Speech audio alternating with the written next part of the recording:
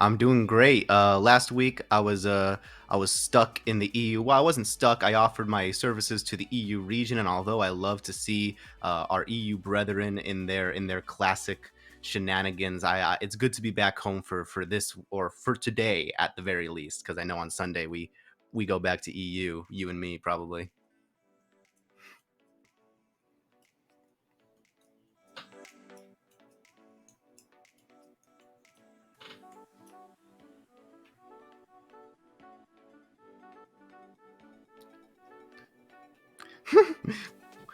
If If Joker is muted, I can go ahead and introduce the teams. We do have Excalibur Knights Academy versus Borderline Bronze. The two teams we have on Borderline Bronze, we have the DPS of Orcus and Vol Galaxy, the tanks of Topo and Nuclear, and then Barlog and Swamp Monster going to be on the supports. And then on the side of Knights Academy, we have Swift and Connell on the DPS, Oblivia Blitz, that's pretty awesome of a name, I gotta say. And then Piku on the tanks, and then Ansel and Supreme Fudge on the supports. And something pretty interesting is that Borderline Bronze, we asked them what their favorite heroes were coming into this match, and apparently the main tank Topo, his most played hero is Winston, while the off tank Nuclear has most played hero set as a Roadhog. So if we don't see that tank line at least one time during this matchup, I'm gonna riot.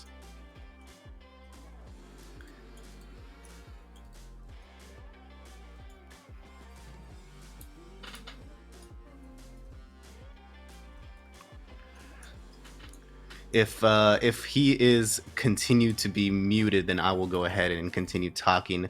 Today's match is going to be a first to three. So first to complete three maps is going to be the winner.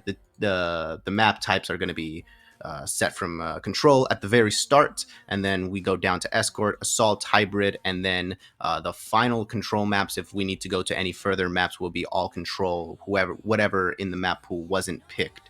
And I don't know what the first map is going to be right off the bat, but control is a map type that is a map type that is going to be started off here. Lijiang Tower is going to be the first map. That's going to be a map that a lot of different compositions is going to be able to run on. Joker, do you think you can speak now? Yes, I think I can. Does your mouth work now? Yes, it is. Sorry about that. Technical issues on my end. But yeah, we're going to be starting off on Lijiang Tower. What do we expect from these maps? We did see what they like to run, but Lijiang Tower does have that opportunity to run multiple different compositions. What do you think we're going to start out on with Lijiang Tower? I mean, yeah, Lijiang Tower is definitely one of those maps where you can play a whole bunch of different compositions, especially on Tower and any of the outside maps, like Night Market as well. You can play a bunch of dive. You can play like Symmetra Rush with like either Winston or a Reinhardt with a Symmetra. Jump at this map, and even on Tower, you have like Wrecking Ball and Pharah being available as well. So here we are starting off on this map. It's going to be really interesting to see. Also, these are under 29.9 SR players, so most of these players will be flat and below. It's going to be really cool to see what they have to show for us tonight. Yes, definitely. I do like that we're starting out on Night Market, seeing these teams obviously going to have to run that Symmetra. It's just overpowered, specifically on these small points, and we're seeing Excalibur Knights right now opting to go with that really crowd control composition with that Sim and Mei composition right now. Yeah, Sim and Mei will definitely work. You can TP up to the high ground, like at the window on top of the control, and then Mei wall block off the enemy team. That's a viable option. It looks like Borderline Bronze is also going to go for a TP strat with the Reaper instead. So this is going to be kind of a mirror match with the Reaper Mei difference. It's going to be really interesting to see how they go about this. Both teams teleporting from after right now.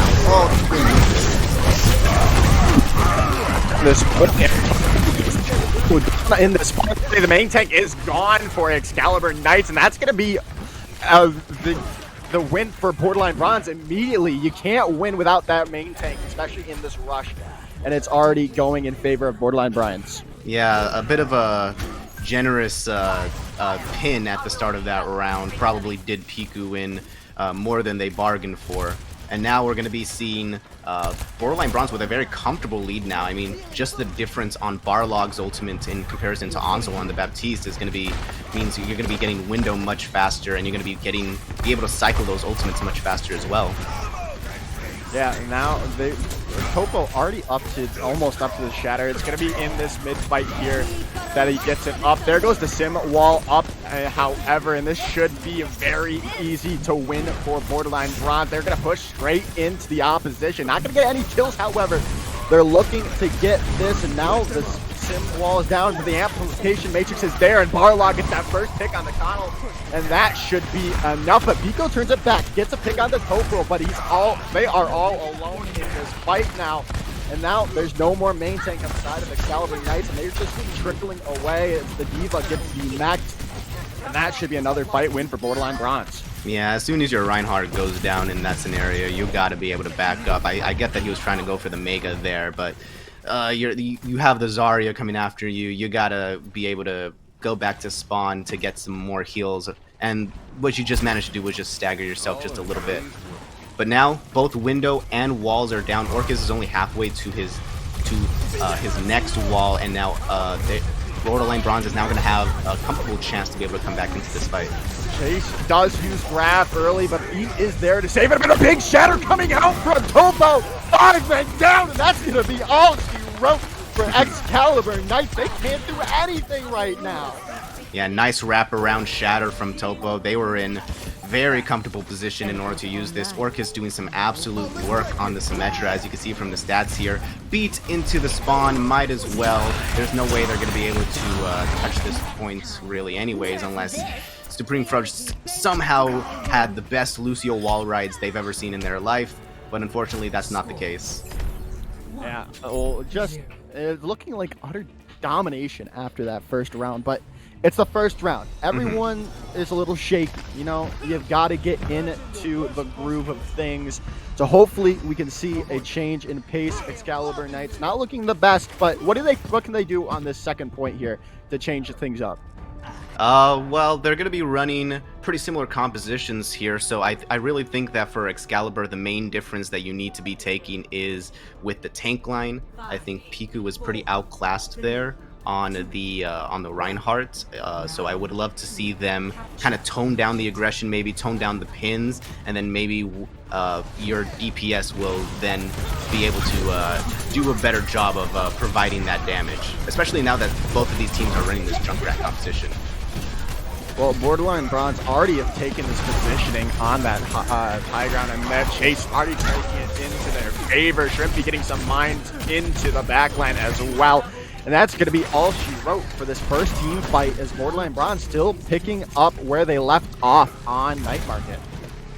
Yeah, I mean, just consistent damage from Shrimp. I mean, look at this. Shrimp is already all the way to their ultimate, while Swift Run is only halfway down. And the Junkrat didn't even fall that early in the fight on the side of Excalibur. So that just shows you the difference in damage that these teams are outputting. Excalibur is continuously under pressure. Early Tire comes in here. It does get destroyed though.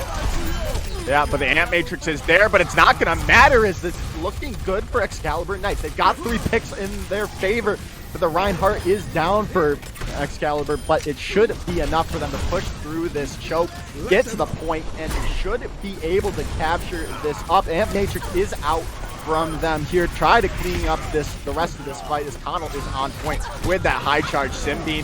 Shrimpy comes back, gets a pick onto Connell though. This could be in favor now, but Swift is going to be using that Riptire get 2, and that should be enough for them to win this out. Yeah, definitely. And Supreme didn't even have to use his beat there. They got to keep that and get to use that for next round, maybe as an initiation tool, or maybe you're saving it for the Symmetra wall or the Tire. Wall does come out here from Orcus, and it will give Borderline a comfortable little entryway into the points. Yeah. Oh, he's already out in the shatter.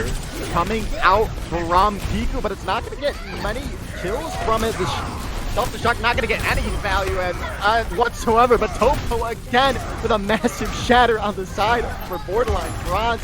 That's going to do it. A very quick turnaround, and the capture percentage going back in favor for Borderline Bronze. Yeah, that was such a nice shatter from Piku. Unfortunately, shatter is one of those ultimates that's really hard to get value on unless your team is like super coordinated and is super ready to follow up on it. And Topo just their shatter was just held on. Okay, the tire is gonna run away from the diva. Just back off just a little bit, but it does go in. It gets Ansel. All right, not bad. I'm incredibly surprised. Shrimp be getting that pick on the Ansel. That's going to be just an easy team fight when you can't do anything without your Baptiste, and they just have to retreat this spawn. Yeah, only 20% left for Borderline to cap this up. Academy Excalibur is just continuously just feeding themselves. I mean, Connell had to jump off the side there. Okay, they do have double DPS ultimates. Tire and wall is going to be a very good combo. But it's like Arcus already getting Supreme Fudge out in this fight. They've got a lot of walls on this point, but it doesn't look like to matter as it's already falling in place for the side of Borderline Bronze. They've already got the picks necessary. Orcus with 2 in this fight again. Riptire there trying to do something. Only going to get Shrimpy, but it's not going to be enough as Borderline Bronze taking map 1 in a very decisive manner. Yeah, very decisive indeed. Excalibur showing a little bit of fire there in the final round, but unfortunately there was a main tank diff in this round, and as you can see from this highlight, I mean, Topo had no trouble whatsoever getting value from, you know, their shatters, their pins. You know, this is a case where tanks are very much the kind of pin of how good a team is in terms of like coordination and stuff like that. So if Excalibur wants to come back in this series, they really need to work on their, you know, main tank and team synergy. Yeah, definitely. Like you said, if we're going to be seeing this brawl mirror throughout the series, we've already seen Borderline Bronze look just outclass the opposition. So maybe if we do see some changes here, but this is that most played composition for the side of Excalibur Knights. It's not the Borderline Bronze is the team that was playing Winston Roadhog for the most of the time. So right now it's looking very, very shaky for this team. If you can't run this this composition that they love to run and not win, it's not boding well. But we do have a stat coming in from, I believe, Orcus on that Symmetra from Lijiang Tower, and look at that, only 1 death here. Only 1 death. Yeah, that's kind of crazy. I don't think anybody on Borderline died on that first round on a night market. But yeah, 1 death. You know, doing a good job of keeping your Symmetra up, making sure she gets that charge to do massive damage with her primary fire is definitely an important aspect of playing Symmetra, and the team performed that very wonderfully. We are going to be going on to map 2 after this, and do you think you have any ideas of what type of map they could play? It is Escort coming up next, and Excalibur, they have put that their favorite map to play in Escort is going to be Rialto, and that's a map where you can continue to run the rush, but you could also play some different compositions. Do you think that they would be comfortable playing something different other than rush? I don't know. It's really difficult to say. We haven't obviously seen enough of them yet to see if they can whip out a different composition, but they didn't do it when they were so clearly getting outclassed by Borderline Bronze on that first map. I don't know if they're comfortable with anything other than rush. We might see something. A lot of teams can run this Pharah on Rialto, which is a really big stay, especially in this lower division where aim not that consistent. So Pharah in the sky, it could be a very huge play. I'm sorry. Looks like the next map is actually going to be a hybrid map. It's going to be Numbani probably. And what is also there is going to be a substitute coming in for Border or Excalibur, I believe. They're going to be swapping their main tanks out. So Bombaclat is going to be going in for Piku, or Piku, right? Yeah, that's what I said. Okay. Yeah. Their name has like the one, so I get confused as to like the pronunciation sometimes, but yes, it is Piku. Bomboclad is going to be coming in for them. Could be something where maybe they're more comfortable running Bomboclat in terms of like Reinhardt, or even in terms of like different map types. So this could be a case where Excalibur comes in looking like a fresh new team, actually. Well, it's definitely a big switch, especially after we saw Piku not feeling really that comfortable on map 1. Now going into map 2, you've got your substitution of Bumbleclat onto that main tank. Hope maybe now we've got a more confident player, more team oriented, because we did see Piku charge in a lot. And the big thing with Ryan, you need to stay with your team. So maybe that could change this whole dynamic of the game going into Numbani. Yes, and Borderline Bronze, I just want to say, if you are going to be running the Winston Roadhog, now is the time to do it. Numbani, you can do it. Defense, I think dive works well. Just throw in the Roadhog, please. Make it happen. Please, in my life, I need it. Yeah, that... I've seen a lot of wacky compositions, but I don't think I've ever seen someone team run a Winston, a Roadhog composition. There's a but first we're going in. for everything. Yeah, you gotta we're going try. In, we're seeing. You gotta live life on the edge. Try new things. Well, we'll see if they are opting to what they're opting to run. We'll obviously get that defensive composition first, and right now we're seeing just a regular bog standard dive with the Pharah in the sky. Both teams really right now are opting for the Pharah, Rudy. Yeah, I mean, I'll hold out hope for later on in the map, but in terms of the Roadhog.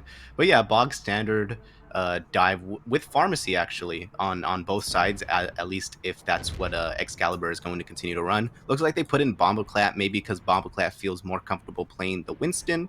So like I said, this could be definitely a new kind of face for them to put on. Definitely a lot of teams are more or less comfortable running certain compositions in terms of others. So, and a new leader on main tank could give you sort of a fresh up. What's interesting is that Shrimpy's actually playing, they're opting for the Genji here. So Genji Pharah on the side of the defense, which means it's going to be really dive heavy, while Swift is just opting for the legs. Yeah, it'll be really interesting to see Genji not normally picked at this time ever since that for a while now. Genji has not been viable, but oh my goodness, already taking some Pharah shots out of the sky and gonna be the res went through. I don't know how that res went through after some nice plays from Oakland, but it did. But it's still looking good. They don't have the res for this long fight right now. So if Borderline Bronze does have this advantage at this time, and it's looking good for them right now. They've got a lot of damage, but Bumbleclock gonna get Shrimpy down, but the anti-nade gonna get the DMAC, but the res is there, so it's still anyone's game. Chase gets Bumbleclat, and there's the main tank gone for the side of Excalibur Knights, and that's going to be the go sign for the side of Borderline Bronze. They've got the kills necessary to save this point and keep it strong, but a lot of picks going in favor of Excalibur Knights as well, so they have a really good chance to come back and get this if they're really quick. This is a weird fight because Borderline Bronze is all really low. Like Shrimpy and Topo were both low, like half health for so long. I don't know what their supports were doing. They were being distracted by the constant damage coming in from Swift Run and Bomboclat. But unfortunately, they just managed to bring it back in the end due to some heroics from Orcus. That opening pick on the Pharah, by the way, was insane. And I'm so surprised that it actually managed to get res. Thought for sure it wasn't going to go through. And Swift Run is going to go down early in this next fight. Some nice plays coming from that pharmacy there as Bumbleclot getting it. Nano trying to get that Ana in the back line. The Farah barrage gonna get Swamp Monster. That's gonna be a massive with a big anti-nade coming in from Barlog trying to save face as Okris gonna get another pick onto his Farah counterpart. The res is going to be there on the Supreme Fudge, which is going to be big in the long run, but still, the tanks are there for the side of Borderline Bronze, but the process is in their favor of Excalibur Knights right now. But I don't know how much longer as Blitz gonna go down, and that should be enough. It's just the Winston on point, and his Bumbleclot get some help. Yeah, not only is Borderline Bronze staying, they're taking their time, they're staying very spread out, and Excalibur seems to be having a really tough time in figuring out like what target to go after first, and all that time that they're taking, Orcus is just continuously putting in damage from above. This guy is doing some insane work here on the Farah, and now Borderline Bronze has a very comfortable ult lead with you have potentially Nano, Blade. Oh, well, Swift Run is going to end Swamp Monster's life right there, at least for this round, but yeah, the Visor didn't get as much value as they would like to, but the self-destruct is out there from Chase. Not going to get anyone, however. The sleep on to the D.Va. She's going to get demeched as well. Shrimpy going to get that dash kill in the end, but Orcris still just doing so much damage on this Farah. They've single-handedly held this point a couple times, it feels like, and they've had to swap over to the Cowboy here to try and save face, try to kill Orcus in the sky, but it's not doing anything. 10 seconds left. Somebody has to touch point. Oblivious Blitz might be able to touch on this baby D.Va. Probably not, though. They get killed right before it. And I think this is going to be it for Excalibur's attacking round. I think it shows a lot I mean, Borderline Bronze still had ults to spare going into that last fight. They were pretty comfortable winning these fights without committing too much. And I think that just goes to show just how comfortable these guys are facing off against Excalibur. It's going to be tough for Excalibur moving forward in the series. Definitely. They did, however, get some capture percentage on the board, so that is a plus in their favor. They can just get a fuller hold here, and they can still win this map out and tie up the series, but right now it's not looking that good for them, as we do now have the compositions for Excalibur Knights, and they're opting for more traditional kind of brawl, but with a soldier and an Ashe. Looks like they're just kind of figuring out. Looks like they're really scared of that Farah, if I were to guess, because they're doing both the soldier, the legs, and the Ashe as well, with a damage boosted on both characters. So this could work, definitely, if you play your cards right. Have Ryan and D.Va kind of stay around that high ground area, that entrance area, and then, you know, Ashe and Swift Run and Kano kind of stay back. Oh, Borderline Bronze is teasing. They're teasing the Roadhog. Dang! Oh no, they almost did it. Dang! I was more confused about the Bastion for a second there, but Orcus still opting for this Farah. There's no reason to switch up that Farah at this time. They've already got the scout of Shrimpy in the backline. They're going to be able to. Oh no! They almost picked him in the end, but he does get that support in the end from his support line as Connell gets Swamp Monster out of this fight to start it off. That is a big pick in favor of Excalibur Knights, but Orcris is already starting it off again. Swift Run already down in this fight. The Ashe out of position, almost fouled by Orcris, but Orcris gonna get the D.Va as well. 2 picks already in this fight for the Farah, as it is looking more and more likely with a massive anti-nade from Barlog as Topo gets the nano boost, and that should be all she wrote for the Bonnie, as it is going to be Borderline Bronze after they get this kill, and that should do it for the side of Borderline Bronze. A very quick capture of point 1. Okay, I said it was a it was somewhat of a main tank difference in map 1. I still think that's holds true to words, but I think more overall, it really does feel like a team difference at this point. I mean, Orcus and Topo are both putting in incredible performances, obviously on this Pharah and this Winston. You could really see these guys are very comfortable playing in sort of this slower paced where nobody can really punish the Pharah for what she's doing in the sky. So very comfortable map to win. And moving on to the final map, I mean, Excalibur, I don't think they have a lot of options left. Yeah, it's not looking good for them right at this moment. But they have a chance. Everyone has a chance to come back in the series. Obviously, it's not over till it's over. But right now, it's not looking good for them at all. And Right. we'll have to see what we get in map 3 after a short little intermission. Oh, sorry, never mind. We have a far comparison first, and then we'll go to the intermission. Oh gosh, I'm kind of scared to But see this actually. I do want to see Orcris's. Oh my goodness! Oh my goodness! And they have. Oh, It's kind of crazy too because they have like pretty comparable deaths.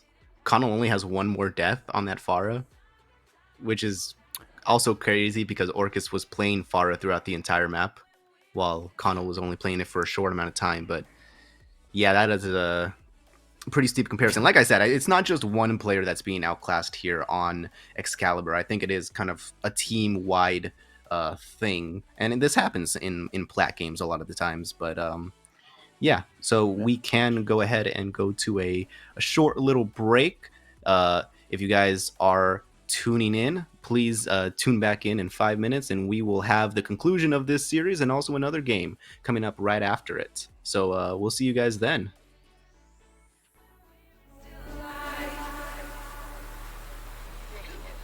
So let's go back to the beaches where I always make you laugh, to the forest where we found a hidden path, to the summertime of 2005, when we were still alive, when we were still alive.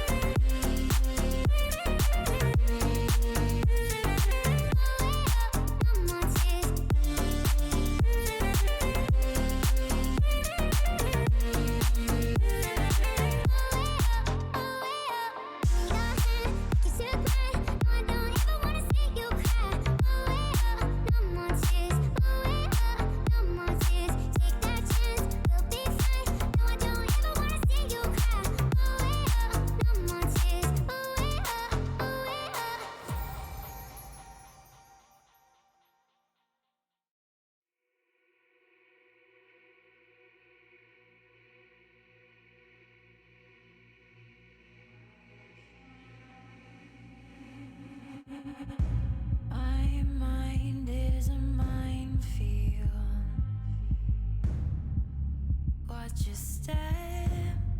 That's not a threat, no. My heart is a house of cards. They had those shaky hands, they let me fall apart.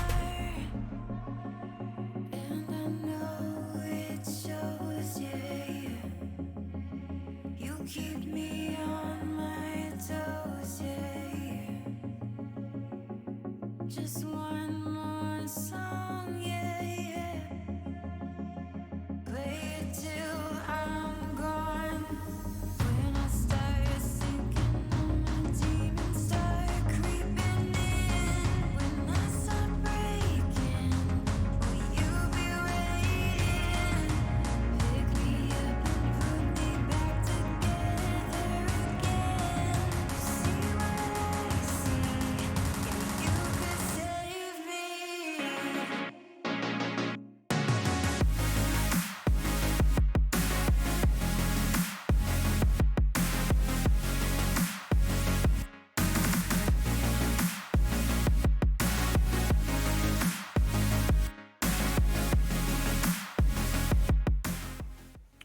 Welcome back, everyone. This is the rookie division matchup of the night. Borderline Bronze versus Excalibur Knights Academy. And right now, it's not looking too good for Excalibur Knights Academy, as Borderline Bronze is already up 2-0 in this series and looking very, very dominant. Like we were saying before the break, the main tank and that other DPS player, Topo and Okris, have been just on top of their game today. Yeah, for sure. They've been tearing it up. As the kids say nowadays, they've been bodying the enemy on Excalibur Knights, and now we're going to potentially the last map of the series, which is going to be on Junkertown, which is obviously the escort map for this. So get to see some nice Junkertown shenanigans, some J sillies. Uh, Lots of Widowmaker, I would presume. I mean, Widowmaker is almost a must pick on first point of this map. At least, if not Widowmaker, you need at least an Ashe or a Hanzo or something of the sorts. Definitely for sure. But yeah, hold on. We're gonna be waiting just a little bit, waiting on one or two people. But yeah, Joker, any thoughts on what might go down on this Yeah. Australian frontier? Let me sneeze first. Well, do that. Yeah, you kind of Okay. need to do that. Okay, I didn't sneeze. But You didn't. I didn't. But Why? I got rid of it. So we're going into Junkertown, and like you said, probably Widowmaker here. On this map, it's the bread and butter of this map. We might also see some double shield. It's really a lot of teams can run that on the defense. I've seen it quite a bit. But again, it's just whatever they're comfortable with. Excalibur Knights Academy needs to just run a composition they're comfortable with. They know they can do well on it, and they need so they can come at least try to come back in this series, as they obviously they don't. And this is that final map, like you were saying. If they lose, they need to be running something they love or they're confident on. That's the big thing going into this map. Yeah, and I mean, if you are running double shield, it is yet again a new composition that we haven't seen yet in this series. So there is still the possibility of Excalibur switching onto a composition that they're more comfortable on. Double shield wasn't really too viable on the last two maps that we watched. So definitely this could be them saving face. Borderline Bronze, on the other hand, have just shown that their star players are able to just pull out in situations. Excalibur is taking a lot of time to finish a lot of these team fights, and so it just allows Orcus and Topo to just plow through them while they're sort of taking that time and deciding, which to me signifies that they're just more comfortable playing around each other as a team. So that's kind of why I say it's like more of a team diff than any one individual player. Yeah, I definitely agree with you, and I do think we have the readies to head now into Junkertown, and we'll see how this goes on. in the map. We'll see. So we'll see. We don't really know anything. We can't really predict anything until we see what we see. You know what we can predict, however? What? The Roadhog. Oh, we might actually see the Roadhog. Bronze, you're up 2-0. You are up 2-0 in a series. All right, you're very comfortable, looking very comfortable. This is actually pretty historically favoring Roadhog. Junkertown is, especially back when Rollock wasn't implemented. Roadhog was actually pretty common on this map to kind of counter Widowmaker because he couldn't be headshotted. So I mean, it's a possibility. I'm just throwing it out into the universe. We could see the Orisa Hog. I mean, the pulled pork combination, but right now we're seeing it from Excalibur Knights. We're seeing they're in Bumbleclaw spawn right now, though. They're teasing obviously. us. But it looks like Topo is not playing the main tank this map. That's pretty interesting, actually. Yeah. I mean, it's all about comfortability. For sure. Especially in these lower tiers. So obviously, you have one person that's comfortable on Sigma, and the other person's more comfortable on Orisa. So that's what we're seeing right now. But Excalibur Knights might be running a pirate ship here. Yeah. Yeah, pirate ship. It's not very common nowadays, but I would imagine here in the lower levels, people still pull out the cheese bastion, still while they're able to put out so much damage. But no, unfortunately, they're going to be switching off to Hanzo here. Ooh, Swift Run starting it off onto Barlog. That's a big pick. That's so much damage that's gone from the side of Borderline Bronze, because they don't have that Discord orb any longer. And oh my really gosh, sneaky grapple, almost getting behind, but they've got a nice angle. Swift getting Orcris out of this fight. They've already got 2 in this fight as Blitz gonna get their counterpart out of this fight, and it's looking good for Excalibur Knights. Maybe this was the decision they needed to run all along, because it's looking good for them in this double shield right now. Swift Run gets another pick in this fight. 4 for the Widowmaker of Excalibur Knights. That should be enough to probably get it to the point 1 here. Yeah, they're definitely gonna get first point here. Yeah, I guess all Excalibur needed to do was put Swift onto Widow, and then you just win. The classic pick Widow and we win sort of mentality here, but it actually works out in the end. Okay, Orcus getting a little bit too comfortable there, a little bit too greedy, pays for it with his life, and now they're going to be down a member. I don't think they have a res available. No, they don't, so... Well, it doesn't matter. They need another res here as Topo taking a 1v1 with the Widowmaker and trying to keep that res from going off, but still in a bad position. So they're going to get hacked up here by Shrimpy, who has swapped over to the Sombra, trying to probably deal with Swift Run on the Widowmaker, as we've seen so far, a very big problem for the side of Borderline Bronze. The Dynamite going to be there, and that's going to be a bongo headshot from Orcris, starting this kill off. But Connell going to turn it back, going to get Orcris out of this fight with a headshot of their own. Almost up to the EMP is Shrimpy, but right now it's looking good for Borderline Bronze. They've got the picks necessary, and they don't, as Excalibur Knights does not have res any longer, as it should be enough for them to win this out. They've got positional advantage now. Sombra gets caught out there, out of invisibility mode, but they're able to get away with their lives. Shrimpy doing a good job of just kind of being a nuisance to this backline, not really allowing Excalibur to move much more forward. What a Dravidic flux from Topo, though. I can see why now they decided to put him onto the Sigma. Ooh, but getting caught out there by the Ant Matrix, put down by Supreme Fudge, that's been turning this fight in favor Excalibur Knights, with the Dragon Strike coming out, splitting this team in half. But they do have this EMP online. We're going to see if Shrimpy can get a massive EMP soon. Case going to be knocked off high ground, though. This could be the point right now. This EMP is out. It's going to get 3 in Nice. the EMP, and that's going to all they need to win this out, as they do indeed win this fight just off the back of Shrimpy's EMP. Yeah, a lot of ultimates invested there to get a very comfortable win. It's definitely worth it to keep the cart where it is. You don't want the cart moving towards the edge of this second portion of Junkertown. It's a lot more difficult to defend. Tobo's on the monkey. He just swapped over to the monkey for some. I guess because he wants to contend with the high ground, kind of do a little bit of zap damage early. Very early bongo from Chase. Yeah, Not sure bongo if it's gonna get early. much value.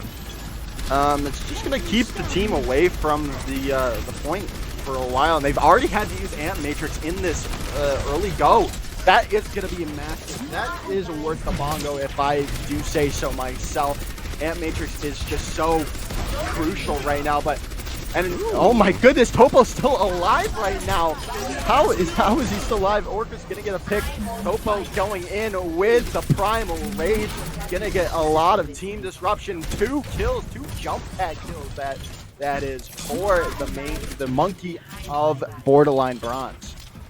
Yeah, I mean, yeah, the bongo definitely did its job. Okay, Topo, you can calm down a little bit. All right, we know you're excited about playing monkey, but calm down, all right? Calm down.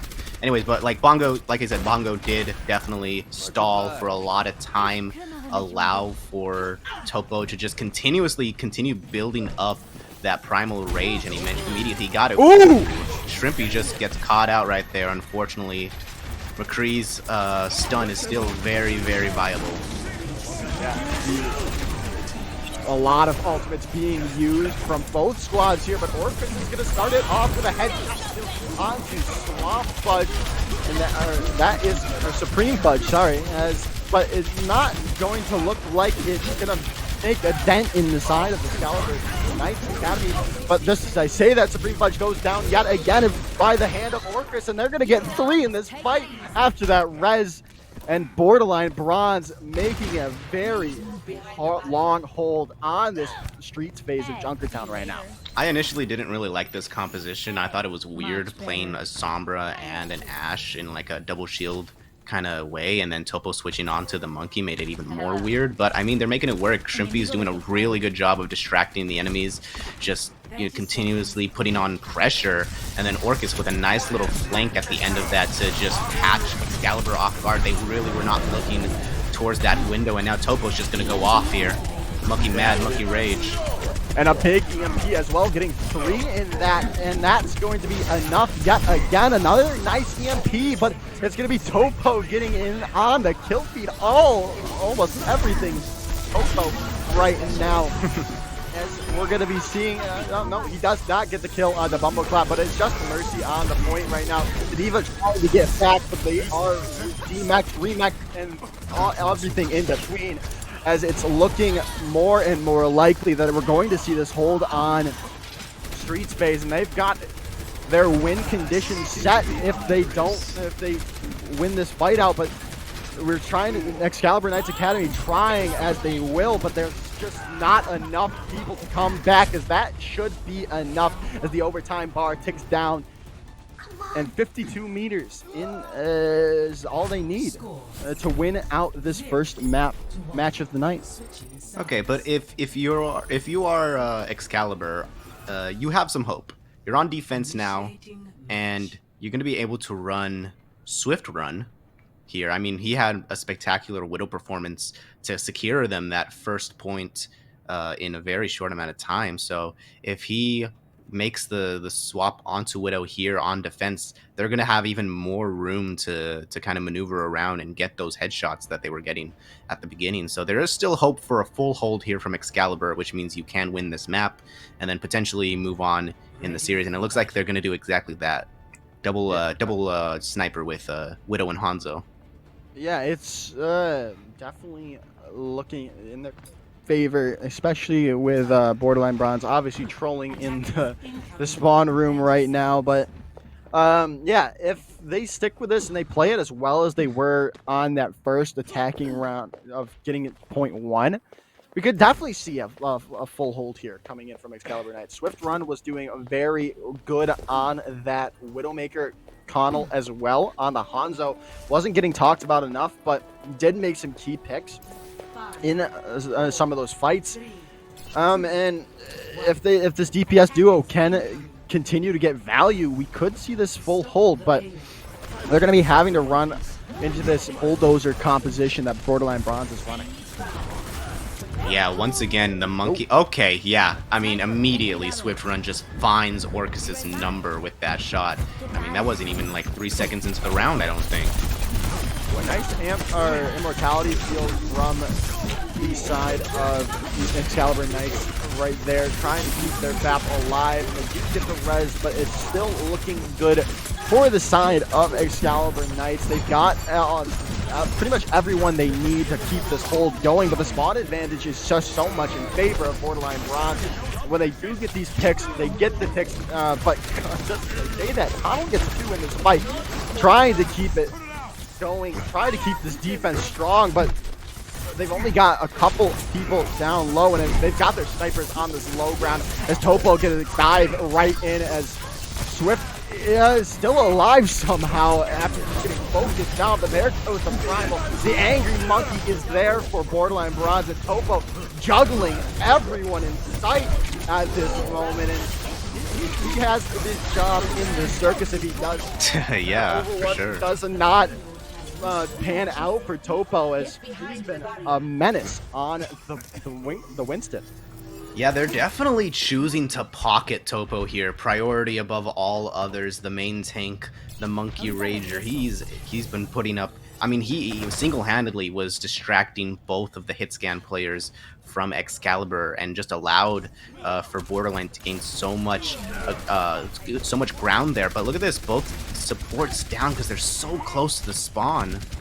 Yeah, that's already a fight win for the side of Excalibur Knights, as they're gonna just try to get these exit kills onto some key targets like Shrimpy, like Topo here, so they can't build up their ultimates. But they got a pulse bomb out from Orcus, but right now you've got to look at that EMP coming in from Shrimpy. I didn't even notice that Orcus was switched onto the Tracer there, and there goes the EMP. It's just gonna get Oblivion Blitz, however, but that might not. It's not gonna be enough. But just say that Chase pops that. The bot goes down, is getting 3 in this fight. The tank line just doing so much damage for the side of Borderline Bronze, and they've done it. They've won this series in a quick 3-0 fashion.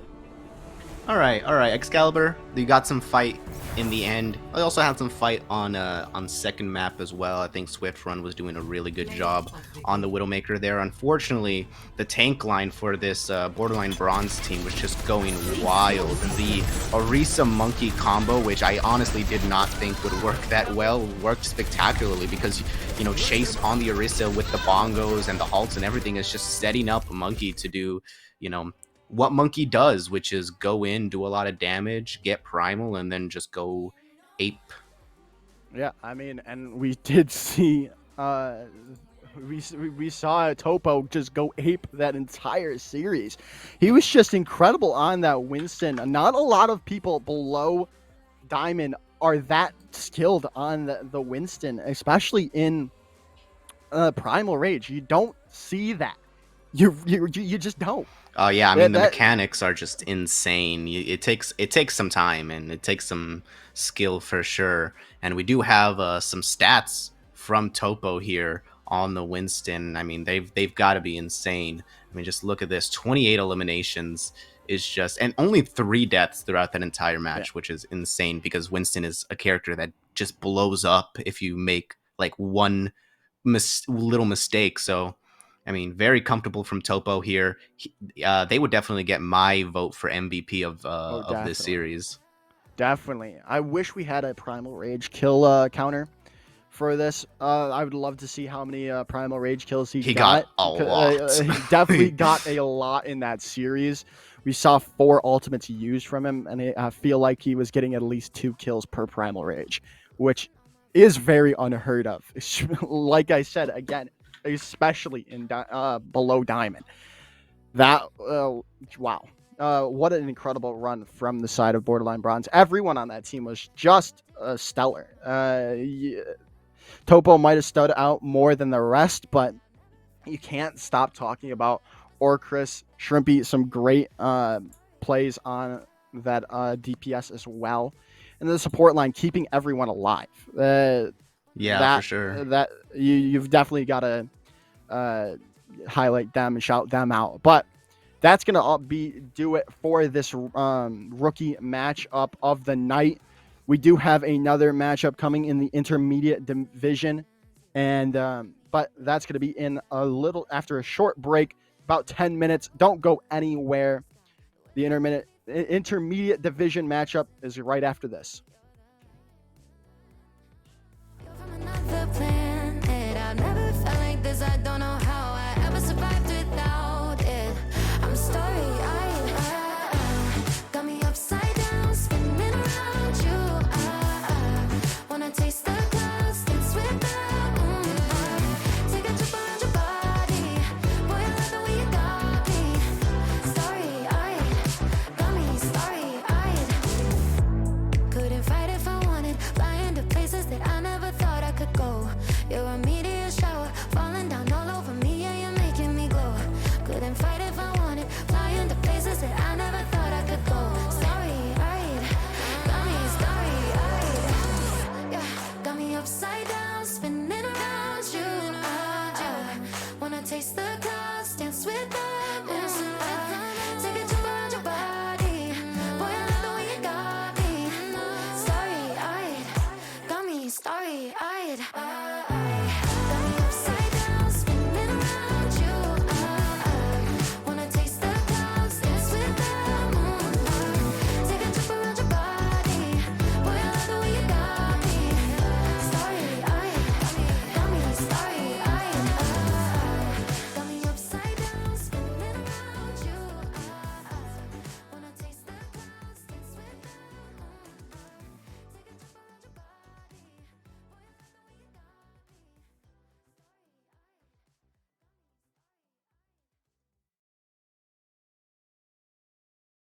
body.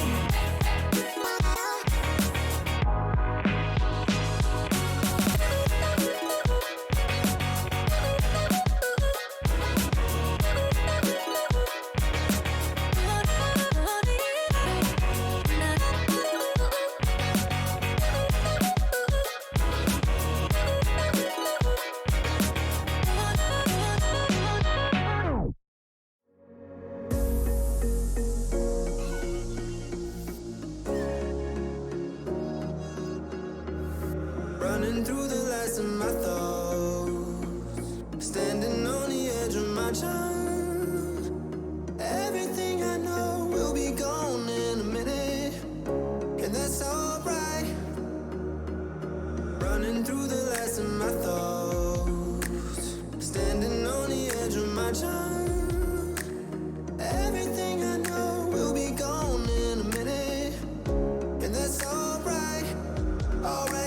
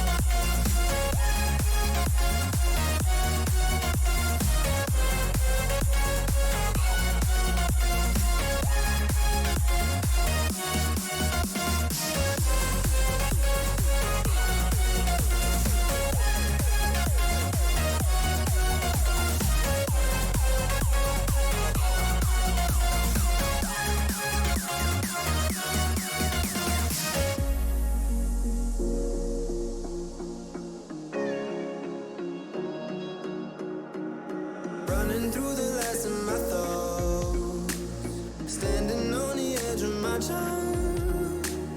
Everything I know will be gone in a minute, and that's alright.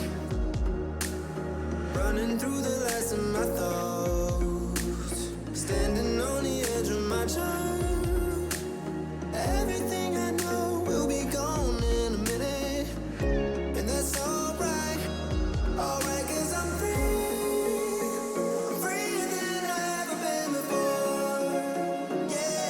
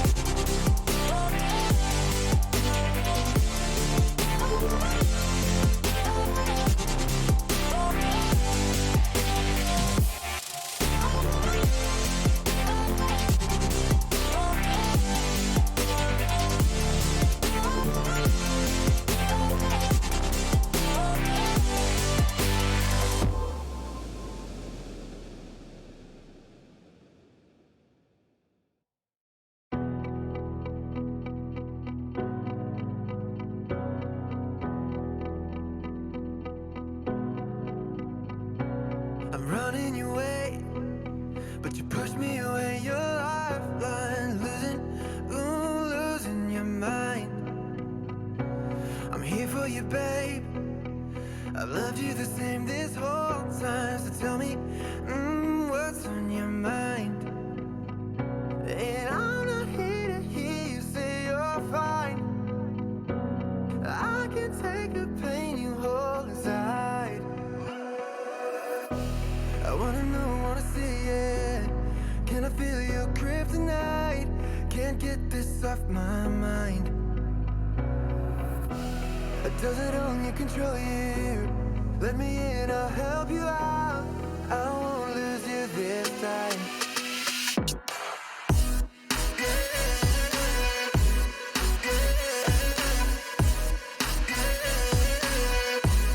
Can I feel your kryptonite?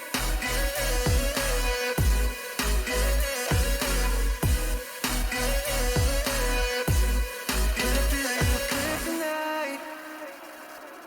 You think you're too far, but I'm where you are, you know. I said I won't leave your side. They left you bare, but I'm begging you, stare in my eyes for you. Yeah, I give my life. And I'm not here to hear you say you're fine. I can take the pain you hold inside. I wanna know, wanna see it. Can I feel your kryptonite? Can't get this off my mind. Does it only control you? Let me in, I'll help you out. I won't lose you this time.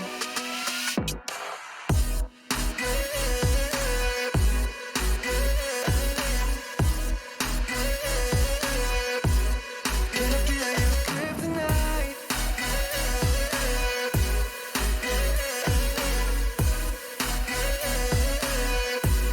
Can I feel your kryptonite? I wanna know, wanna see. Can I feel your kryptonite? I'm here to hear you say you're fine.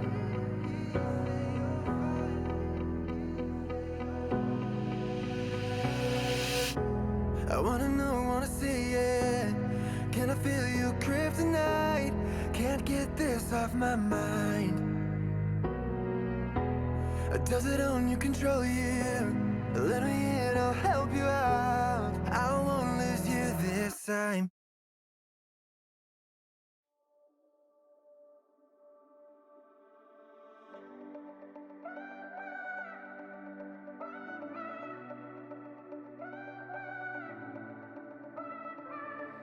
One more wine, one more whiskey,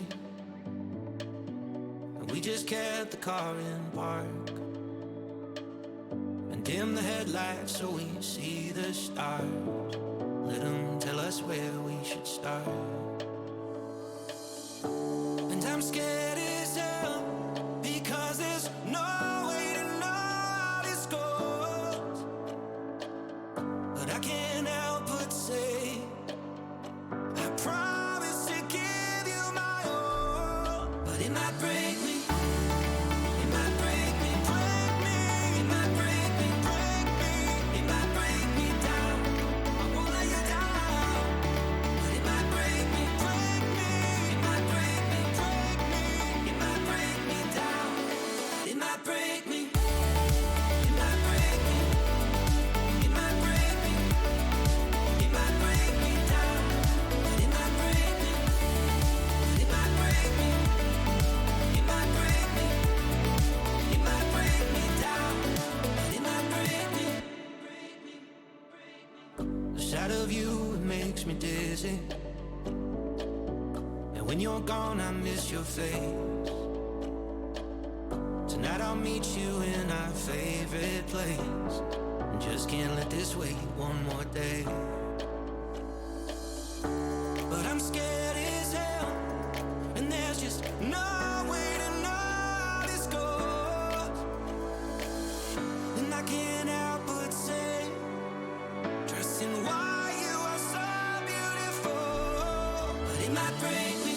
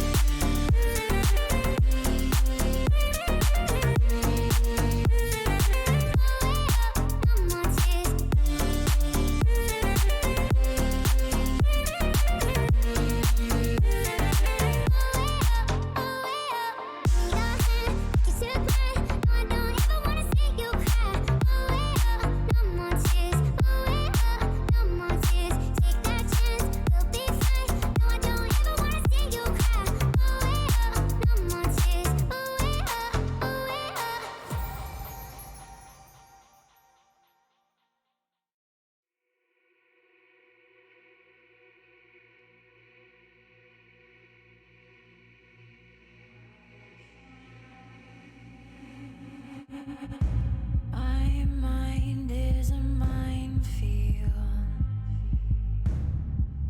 Watch your step, that's not a threat, no. My heart is a house of cards.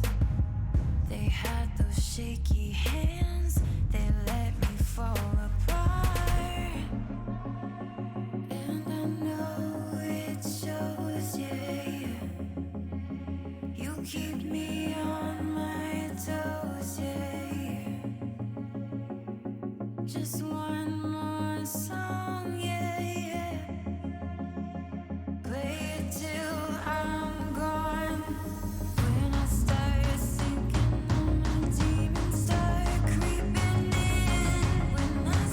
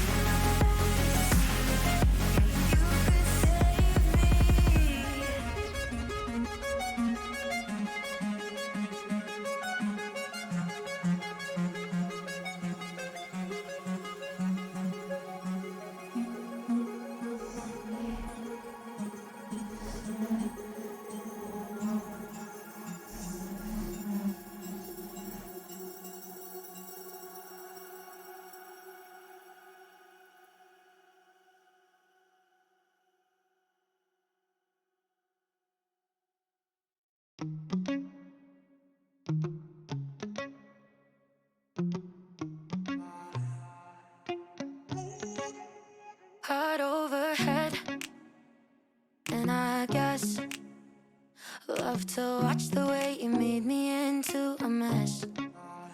Hands on my dress, neon red. You were everything I didn't need until you left.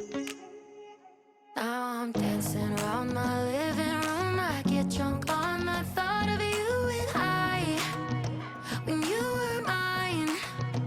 See your eyes in every stranger. I replay the way that we were till I'm high.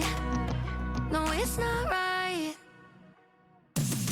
I miss you missing me like you used to, yeah, like you used to. I miss you kissing me like you used to, like only you do. You know the good things are never as good as the bad, and your love is better than anything I've ever had. Oh, I miss you missing me like you used to, yeah, like you used to. I know you're gone, and you probably just forgot me. Yeah, you're moving on. But I can't let go, 'cause I'm still sleeping with the moments, lying with your ghost. Now I'm dancing around my living room. I get drunk on the thought of you and I, and you're not mine. But I miss you missing me like you used to, yeah, like you used to. I miss you kissing me like you used to, like only you do. You know the good things are never as good as the bad, and your love is better than anything I've ever had. Oh, I miss you missing me like you used to, yeah, like you used to. Heart overhead, and I guess I love to watch the way you made me into a mess. I miss you missing me like you used to, yeah, like you used to. I miss you kissing me like you used to, like only you do. You know the good things are never as good as the bad, and your love is better than anything I've ever had. Oh, I miss you missing me like you used to, yeah, like you used to. You know the good things are never as good as the bad, and your love is better than anything I've ever had. Oh, I miss you missing me like you used to, yeah, like you used to.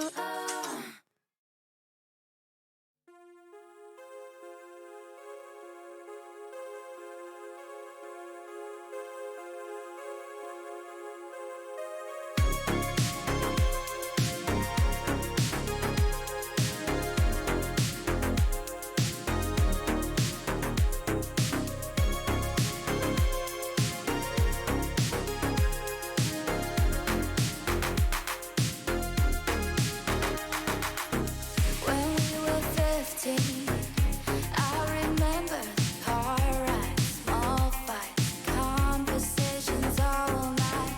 I never saw you as anything more than a friend, but now I see you in a new light.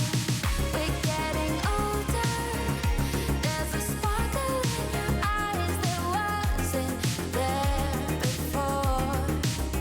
You give me butterflies, it makes me wonder if there could be something more. We were only kids when we first met. Now let's discover what we haven't yet. I don't wanna wonder what could have been. So baby, take my hand and let my love in.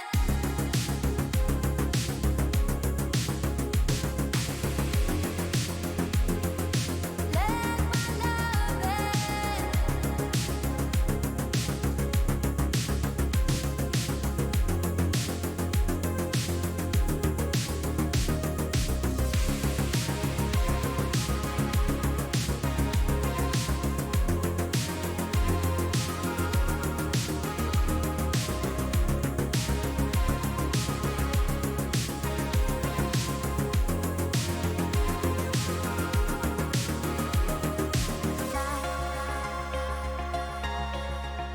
When we were 15,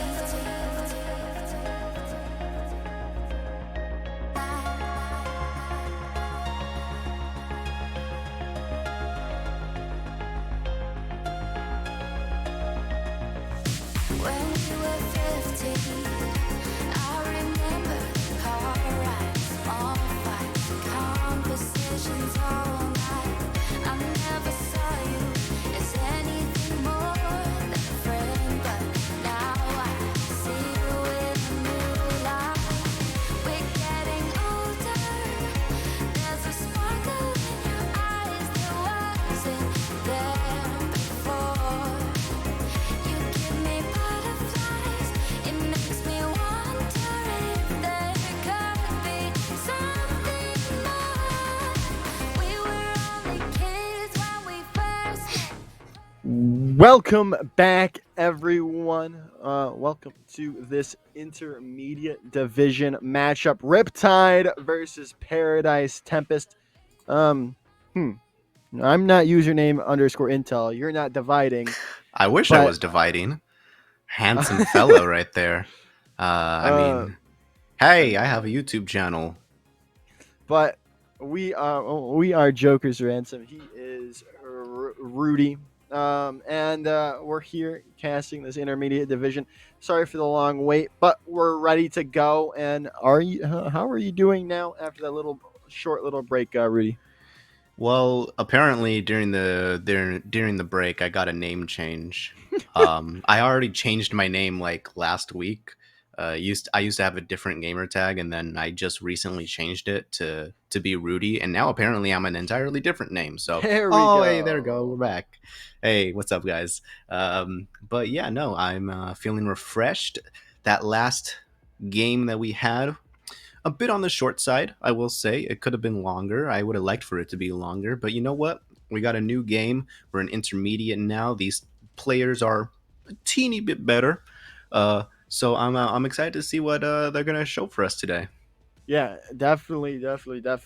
And we're gonna be starting out on the same first map that we did our first round of this series. We're gonna be starting out on Lijiang Tower, and then it's a mystery from where we go on from that.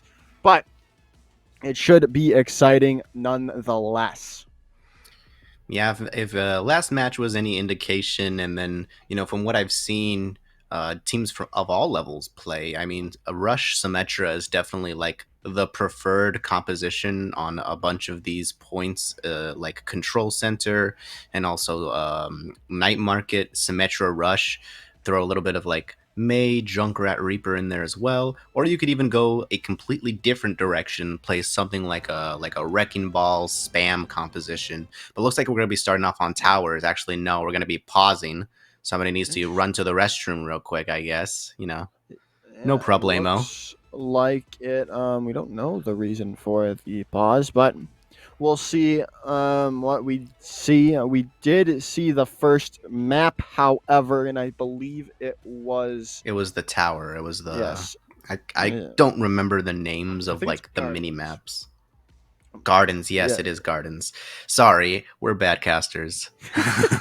We got to memorize those. But yeah, Gardens is definitely a map that is kind of synonymous in my mind with like Pharah compositions.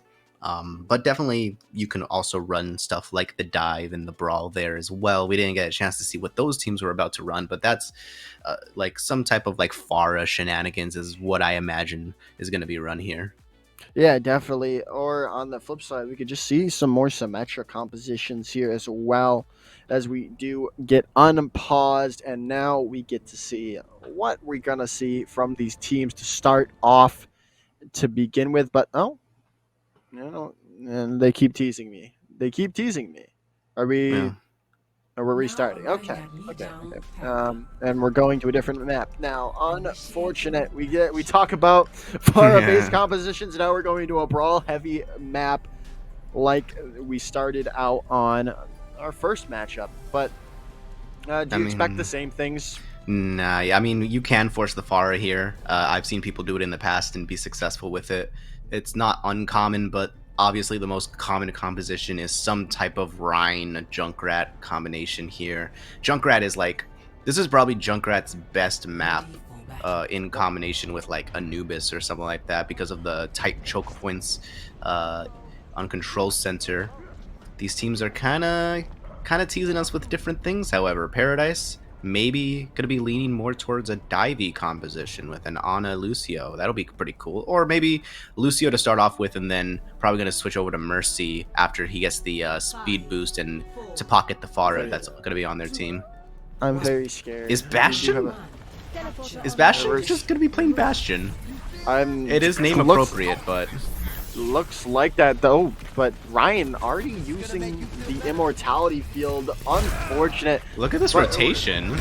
Yeah, I mean, and we're seeing what we were expecting to see from their most played heroes so far, but it's still confusing to see a Doomfist Bastion composition coming out from Riptide as they do get this 2 picks in their favor to begin with in this fight. They've already got this point on lock.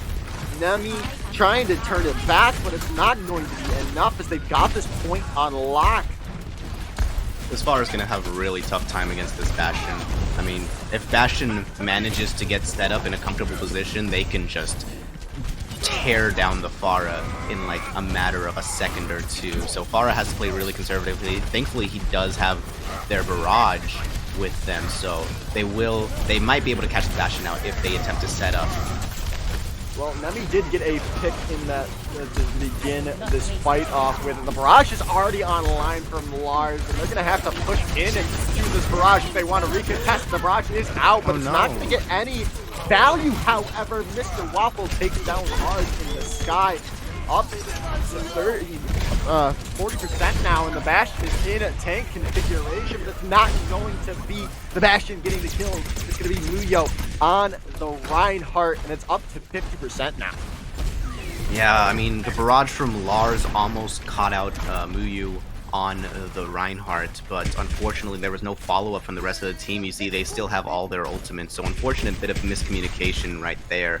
Lars ends up losing that barrage, but they will have all these other ultimates to go to. You no longer have to worry about the tank configuration from Bastion.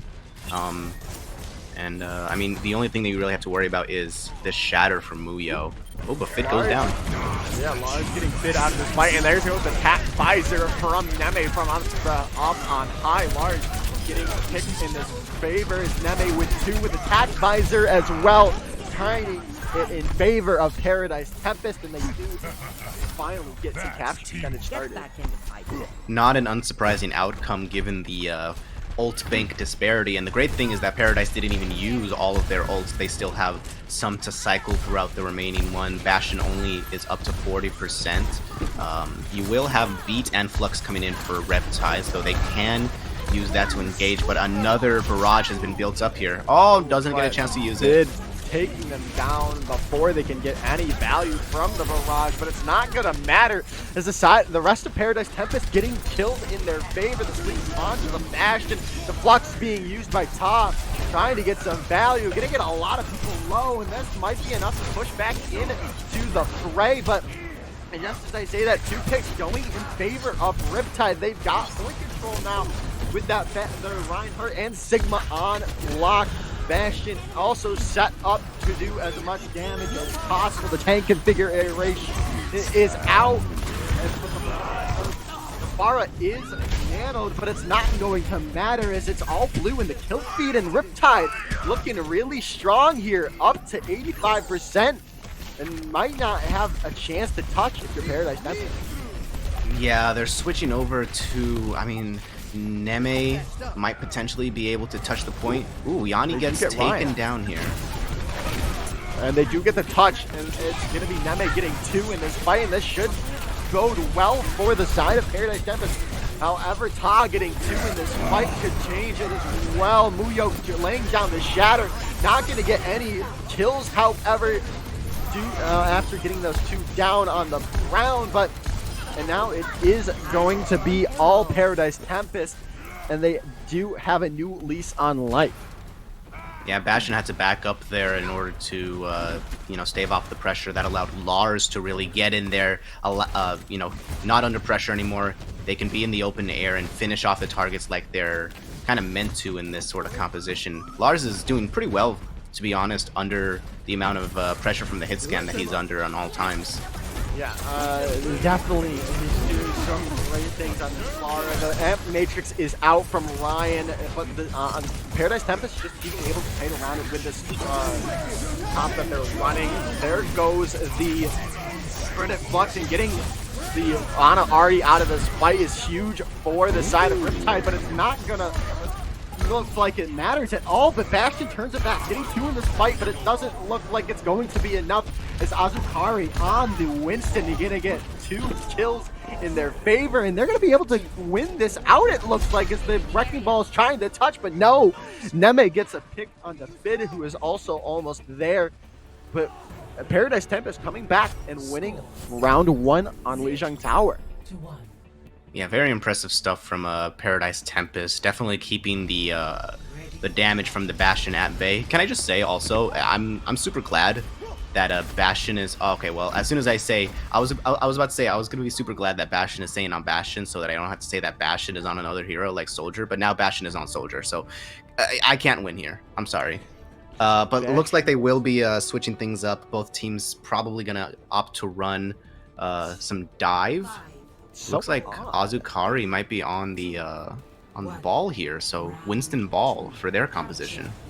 Very odd from both of these teams, not really running the traditional stuff that you see here. Yeah, but we'll see how it gets on. Lars already trying to chunk down the back line of Riptide here, but they do have this Diva up Ta as Vid gonna start it off. Neme going down to a arrow to the skull.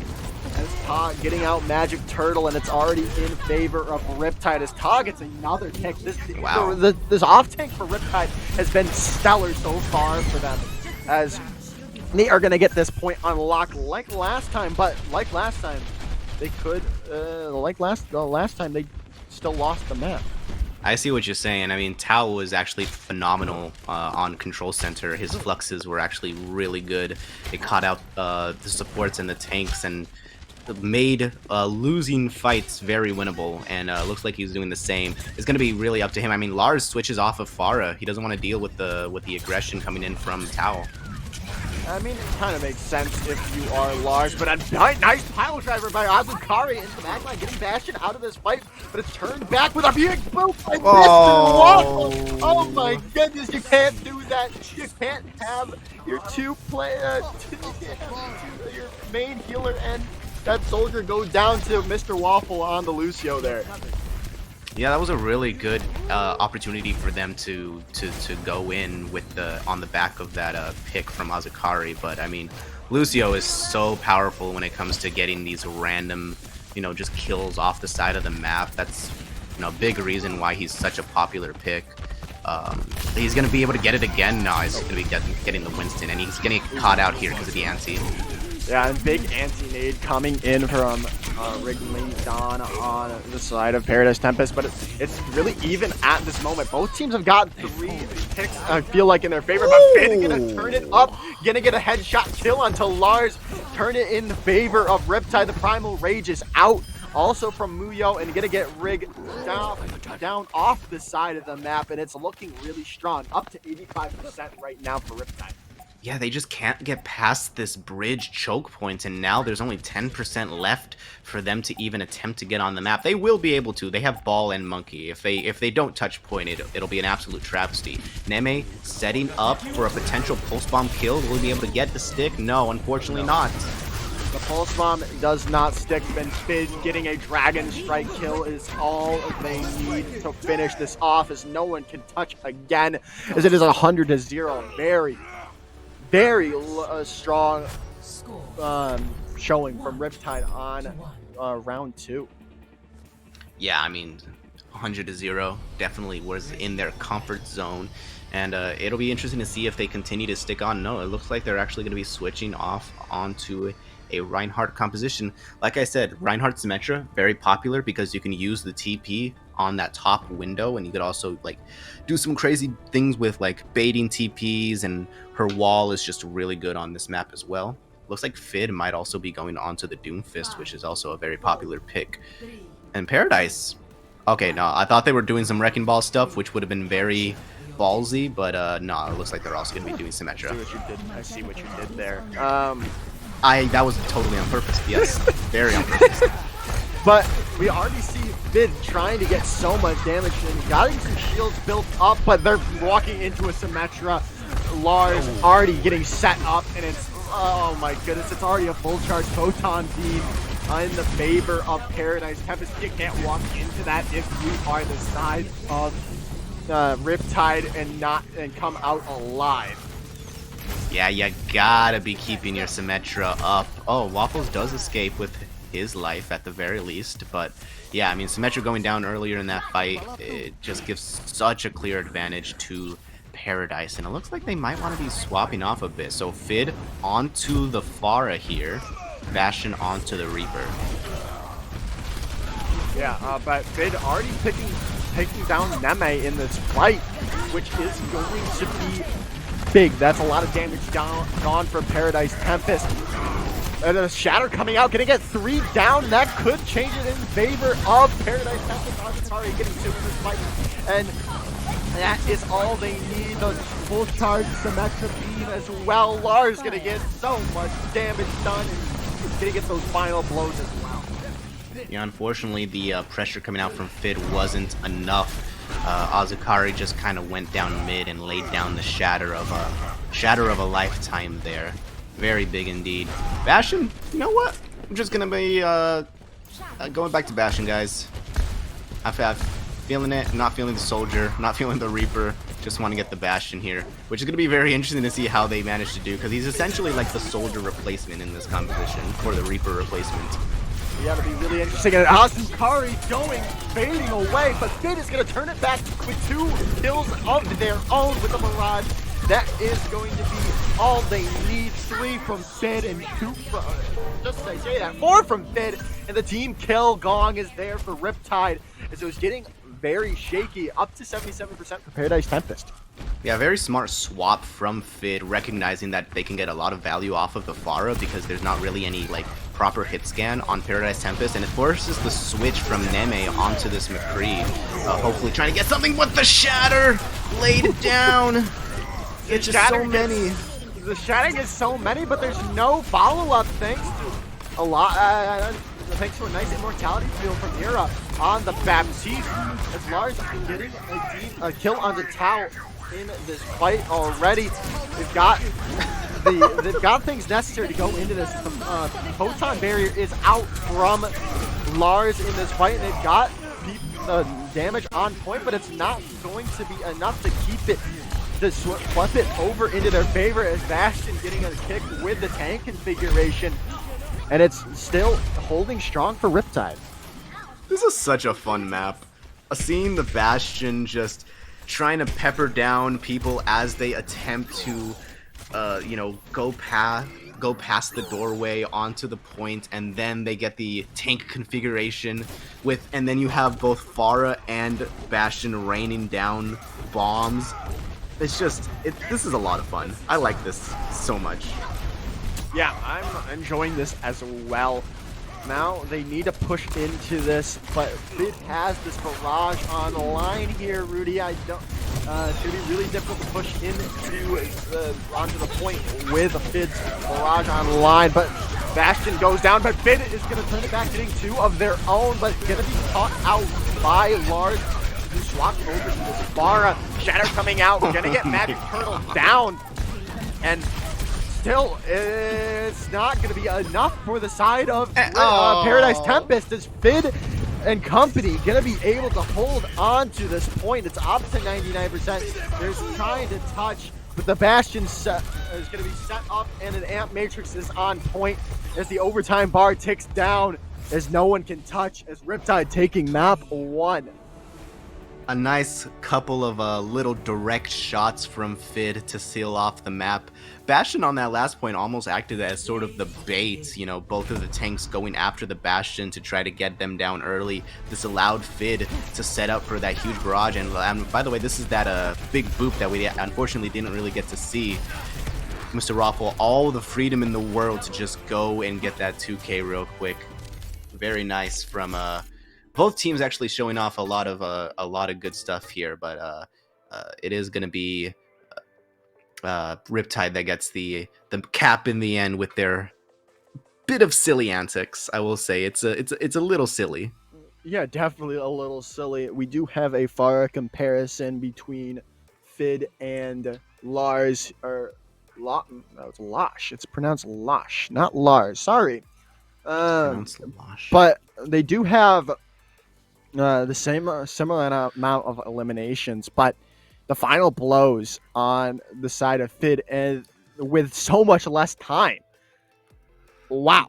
Yeah, I mean Lars was on Farah for pretty much like most of that map. That was definitely his comfort pick. Fid just kind of wanted to swap into it to complement the Bastion and also as a direct response to the composition that Paradise was running. And Fid was able to get a lot of value off of the Farah because he was able to get those final blows. He was able to convert the damage from the Bastion and everybody else into final blows with a nice little couple of directs and also a really good barrage here too. So although Lars had some impressive numbers, Fid was just kind of utilizing Farah in a really cool way and in a really effective way in that last map. Yeah. And now, well, we've got to see where we are being taken by, I believe, Paradise Tempest. I think it is loser picks. Yes, it I'm is not loser's sure. pick. Okay, cool. Next I map wasn't is gonna be is Assault it would or be a Hybrid. My bad. It would be a It is hybrid Hybrid. next. And on their team sheet, they do like Nimbani, so we could be going back to Africa yet again in our series today. We did go to Nimbani earlier in our previous series, but we'll see when we get the confirmation of what map we are going to be running. Oh, and they are going to be asking for a little break. So are we going to send it to a break, DeLuca? I don't know. Well, we'll go ahead and see if we do that. Yeah, Numani is a map where I can definitely see Riptide running more Bastion Farah.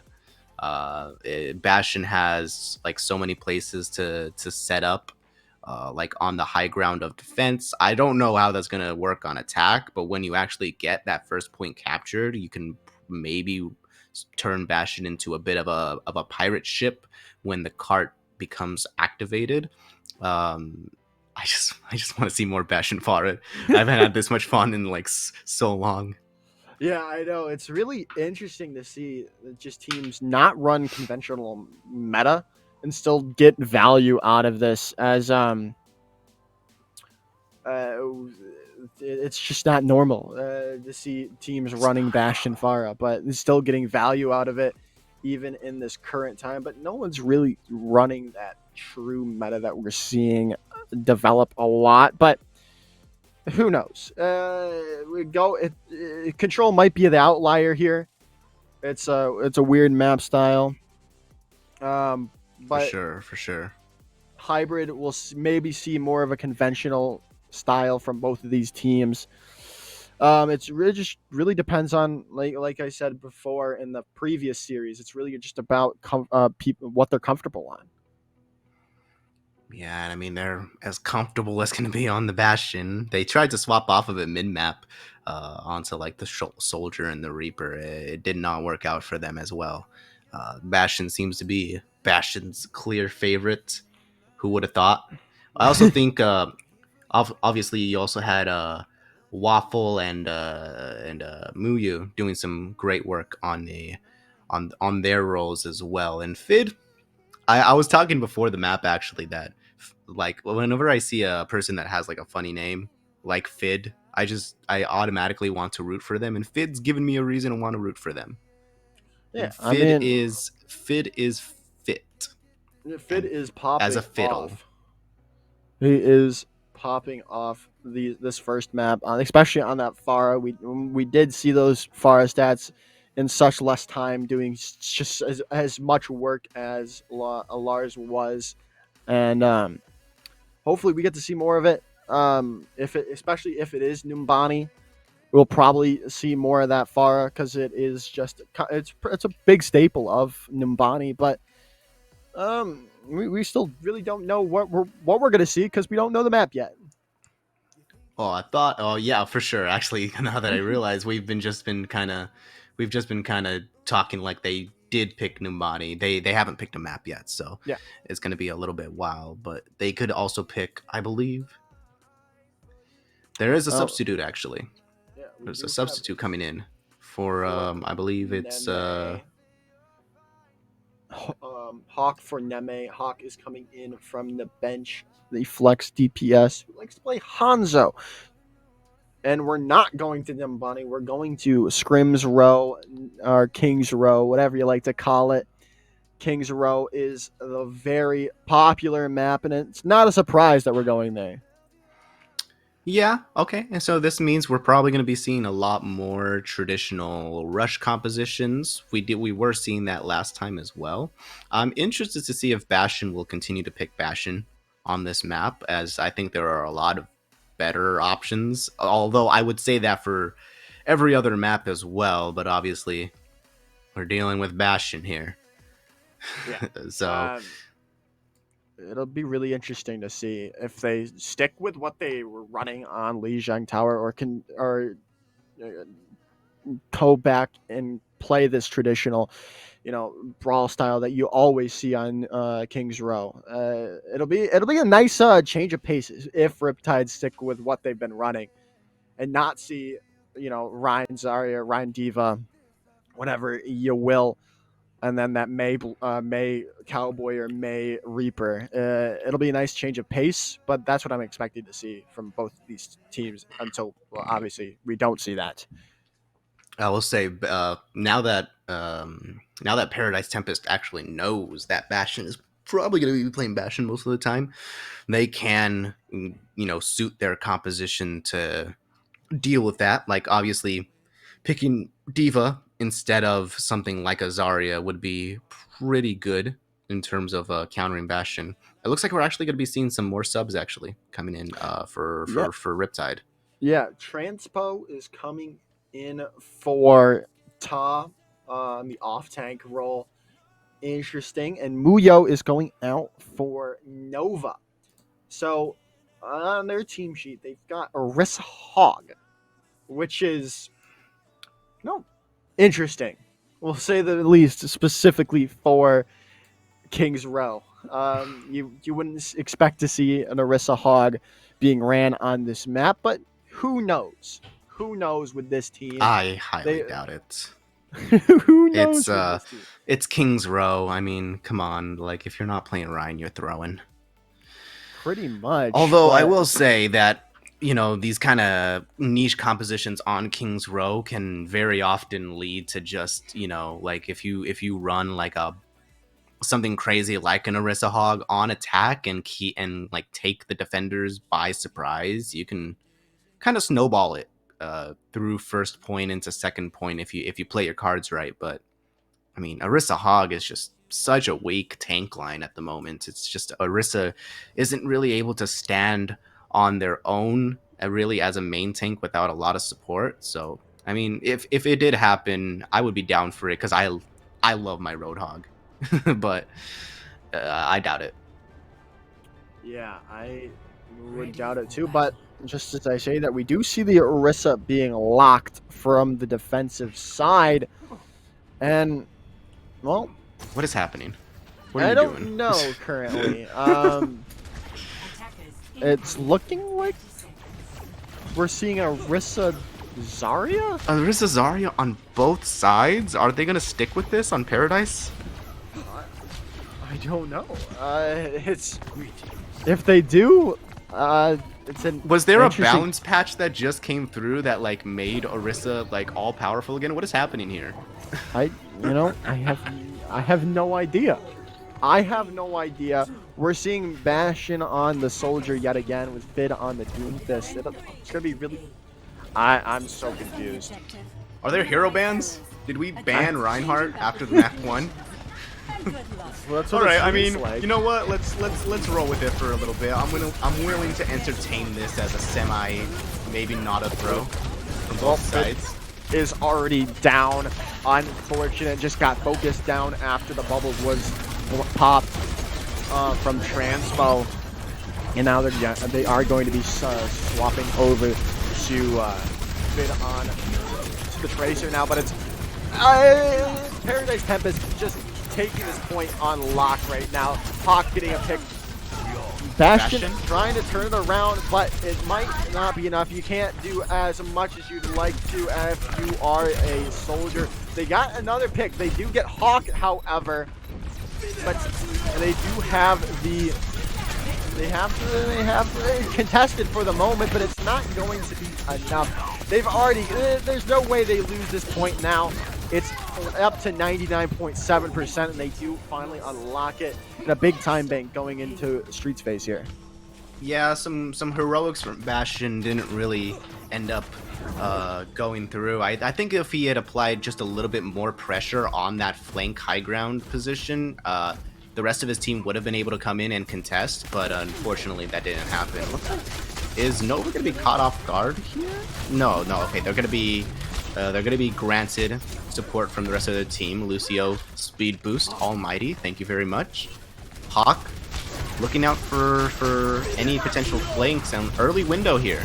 Yeah, early window, gonna get a lot of damage down from on high from Paradise or from Riptide, and the tag visor is gonna be out from Bastion, but it is going to be caught out immediately by Magic Turtle on the Diva with that defensive matrix.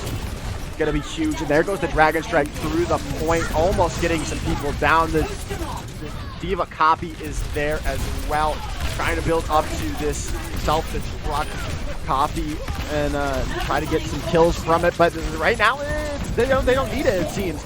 There's the self-destruct over the top. Not going to get anyone, however, but it's not going to matter if they've already won that team fight. Nice little ult combination there. The Dragons from Hawk actually manages to pin a bunch of the members into that little corner, kind of trap them there. This allows Lars to get that Diva copy and able to apply a lot of damage to them just from the sky coming in from above. Oh my gosh, look at that. Nova just gets melted down because of the window. And 2 sticky bomb kills coming in from Lars there, and they've just been steamrolling this attack so far. They're up. They've got 5 minutes to go, and they're already on point 3. This is looking really good for Paradise Tempest. Hawk getting a nice pick onto Bastion, and yeah, it's looking really good for Paradise Tempest right now. Yeah, they're doing this without having to commit any ultimates, and they're just kind of applying pressure, getting these early picks with the ultimates that are necessary, and that's it, not overcommitting too much. Yeah, the Dragon Strike going to be used, as well as the Bongos, the Supercharger from both sides being used, but Bastion going to be getting the fruits of that extra damage boost to start off with. They're going to be able to hold out for the first time on their defense, does Riptide. Yeah, but look at the damage that it's done to their, their time bank. Paradise has 4 minutes to attempt to move the cart only a couple more meters in this direction. Yeah, well, they do. Nova did swap over to the Monkey here, trying to get some cleave damage in, trying to do some things, but Magic Turtle already catches them out in this fight, and there goes the self-destruct, trying to get some value. Nothing doing from that self-destruct. The other self-destruct coming over the top, not going to get any value from that either, as Hawk does get a headshot kill, and it's now unlocked. Paradise Tempest have this cart, and they've got the Brig caught out.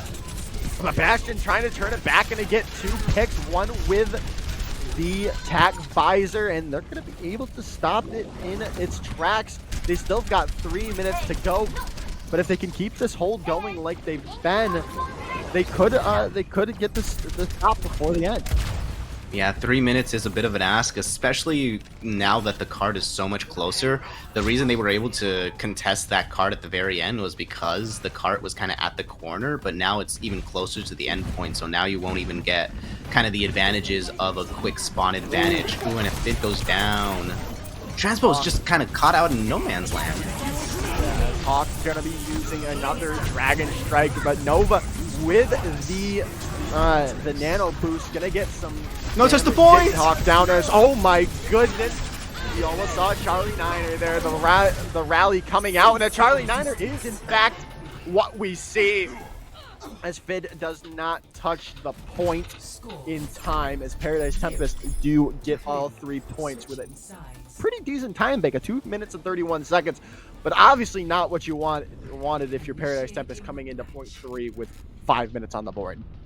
Yeah, not good at all. I mean, Transpo and Nova were kind of trying their best to target the back line as dive tanks tend to do. Unfortunately, it meant that they were leaving the rest of their team out to deal with the Orisa that had a window in front of her, and so she just melts down the opposition in front of her, and no Diva Matrix from Transpo means that they're going to be burned down really quickly. So they will get Paradise Tempest will get the third point on lock here, and now it's going to be their turn on defense. This is their composition that they're running on defense. Behold, ladies and gentlemen. Hog and ball. Hog and I mean- ball. Hog and ball. This Yeah. yeah, I mean, just Double I'm just witnessing it. Like, I can't. It's my job to put words to this, and I can't. I physically cannot. Is Transpo coming out on Hog 2? What's happening on this map?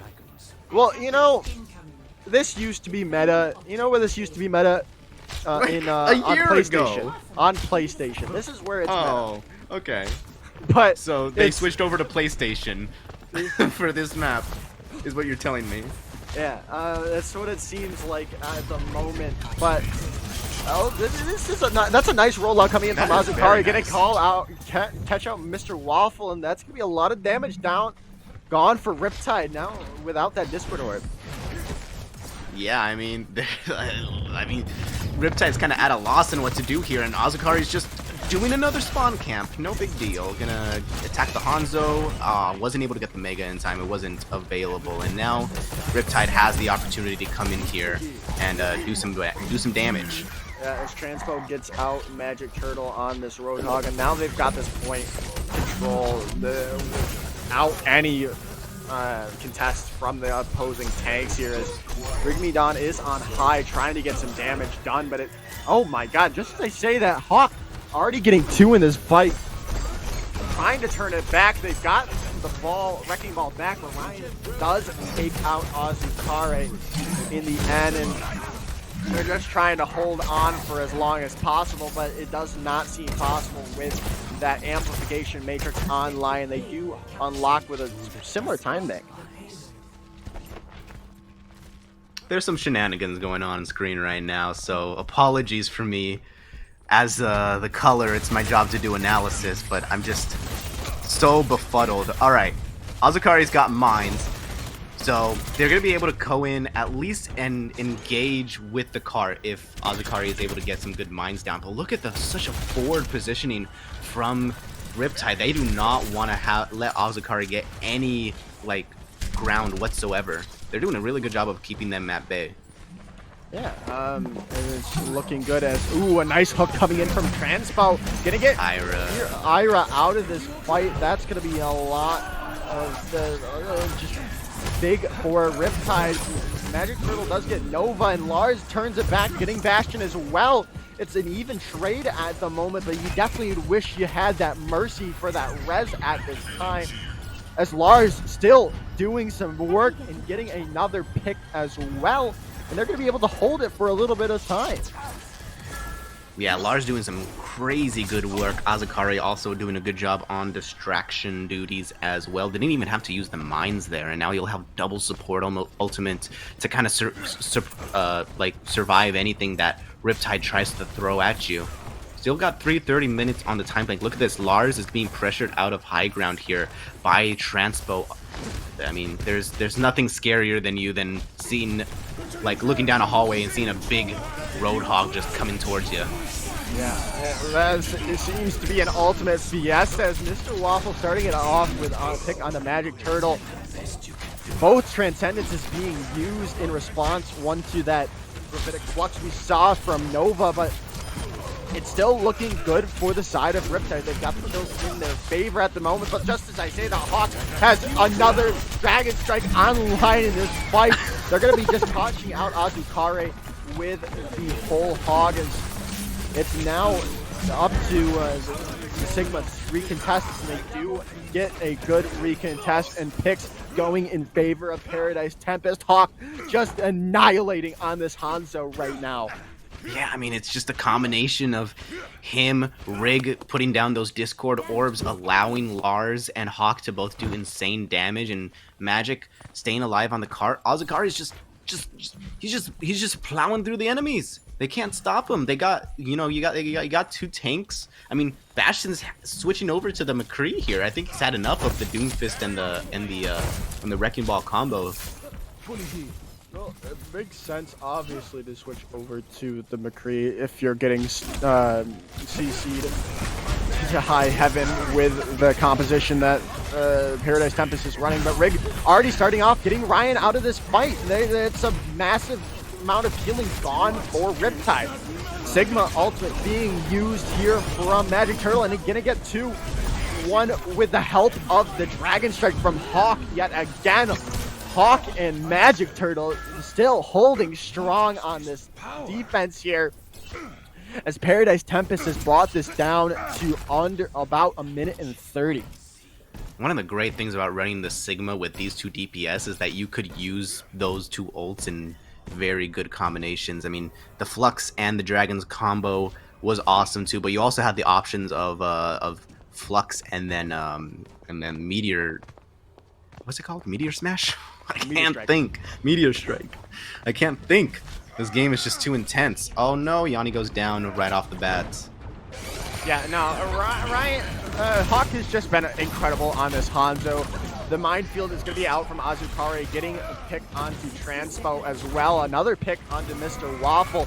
It's down to 60 seconds remaining, and they've still got ultimates to speak of, and Hawk will definitely have this Dragon Strike as well if he keeps playing like he's been playing so far. Yeah, and Riptide's got nothing, really. I mean, the closest thing they have is this copy, which, I mean, what do you even use? You can't, I guess you can copy something like the Doomfist here to try to get some one kill potential, one kill potential, but I don't know. He's being kept at bay for now. Yeah, they are indeed being kept at bay, especially by Hawk, who starts it off yet again with a pick onto Mr. Waffle. They're going to get the focusing being killed onto Magic Turtle, which is going to be big. They were almost to a Gravitic Flux, but it does not matter as Hawk with another 2K Dragon Strike. Lars getting in on the action as well. It's down to 6 seconds. The Meteor Strike is out, getting a kill, which is impressive, as Paradise Tempest. Wow, what a defense from them, as Hawk just unloads onto the enemy team with so much damage and so much done from Hawk. But we're not going to see a play of the game from Hawk. We're going to see Lars on the Echo here. Yeah, just sitting on cart. No worries in the world. Oh wow, did you see that? That was kind of crazy kill onto Bastion right there. But unfortunately, it wasn't enough to lead their team. Oh my goodness, Hawk was just incredible, and we're going to have a stats card for Hawk on Kings Row. Well, you know, it's a good reason his most played hero is Hanzo for the team. 34 elims, 23 final blows. Oh my goodness, 7 dragons. And he got value with every Dragon Strike. Even if he didn't get kills, he split up the team and made it for everyone else on his side to be able to collapse onto those people that are split apart. And that was just some textbooks Hanzo play from Hawk. I'm very impressed by that showing there. Yeah, I mean, it had Riptide a bit flummoxed. They tried every single combination of, they went through high ground, they went through streets, through the mega, probably down the stair. They tried to go down the stairs every single time. They had some, because of all the disruption, they were just getting disrupted so many times. You had the Doomfist and the Wrecking Ball, and then Zenyatta just piling in damage. Zenyatta and Hawk both piling in damage. So, I mean, great showing from Paradise there. Really fun map. And I think we got ourselves a series here. We definitely do, and you're not going to want to miss any of it as we do head to a short little intermission. Escort is right after this break.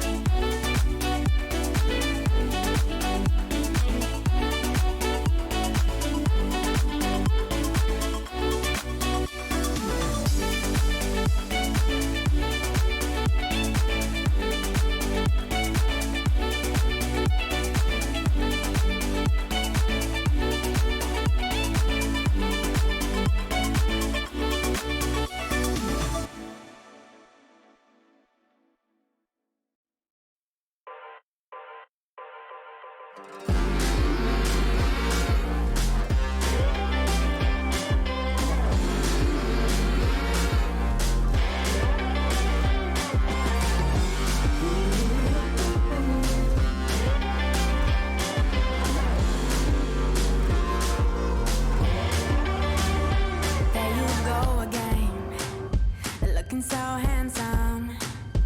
Oh, you have your way, and it's making me weaken. You and your stardust, walking like that. It's really getting too much, but I can't pull back. Though I try to resist, I can't fight this. And no one makes me feel like you do. And no one sets my body on fire. And no one gives me shivers like you. Oh, no one does it better. How I try to sleep, but you're deep in my mind. Got a hold of me. When I'm awake, I'm all blind. You and your magic, like infinite power. God knows I try to resist, but you're pulling me closer. Oh, I gotta stay away, but you won't let me. No one makes me feel like you do. And no one sets my body on fire. And no one gives me shivers like you. Oh, no one does it better. Okay. Welcome back, everyone. This is the intermediate matchup of the night. Riptide versus Paradise Tempest. And it's all tied up 1-1 after a big defense coming in from Paradise Tempest on Kings Row. And now we're heading to the Western United States from London, taking a little train, an airplane trip, and we're going to Route 66. Yeah, I was showing off my Route 66 impression to the producer off stream. He was very impressed by it. I won't, because it's a one-time deal, but I killed it. Just say I killed it. Here's a little sample. That's a little bit of sample right there. Sick. Very sick. Live music on the broadcast. Where else can you find that? I do it all, folks. I do it all. Go But ahead. I mean, yeah. So Route 66, next map. I think we do have some substitutes as well.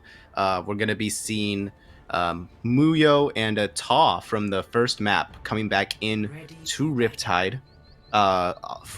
They played on the first map, and although I think Ta had some pretty good performances on like the Sigma and stuff like that, unfortunately it wasn't enough. Actually, no, they did win that map. I'm sorry. Yeah. And then they got subbed out. So looks like they want to run it back with the classic Ta carry. Azukari, by the way, on that last map was absolutely putting in some work on the wrecking ball. I don't think I gave them enough credit, but they were just putting in some just great distraction. Their pile drives were absolutely amazing, and they were allowing Hawk and Lars to get as much, damage as they ended up doing. So, unfortunately not gonna be seeing Azukari on the wrecking ball. They are gonna be on the monkey, however. So maybe they can get something similar in terms of impact. Yes, dive mirror on Route 66. These teams are running such strange compositions to me. You normally don't see it. I feel like you usually see a double shield, maybe. Yeah, some type of bunker. Definitely more on the defense, but we're seeing this dive coming in, the double bubble from this defense as well.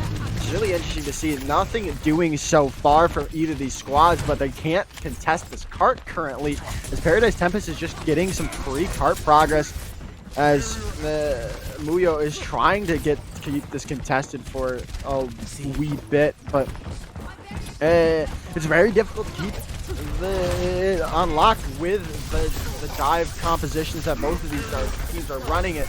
As Azukari is going to be caught out but not fall, and as Hawk going to start the first pick in this entire engagement, the pick onto Fid, and as Azukari as well getting out Muyo. And now there's the off tank getting it caught out as well, and that is going to be enough. There is all the kills necessary for Paradise Tempest. They are going to unlock point 1. Yeah, there was only one team fight for that entire first point. Both teams taking it very conservatively, just kind of weighing out their options. But Hawk and Azukari going in, no fear. Fid went down pretty early in that last fight too, which helped because it meant that you weren't dealing with like a one hit, like a headshot kill kind of situation. But now he does find the early kill on this on this fight, and the res is no longer available for Tempest.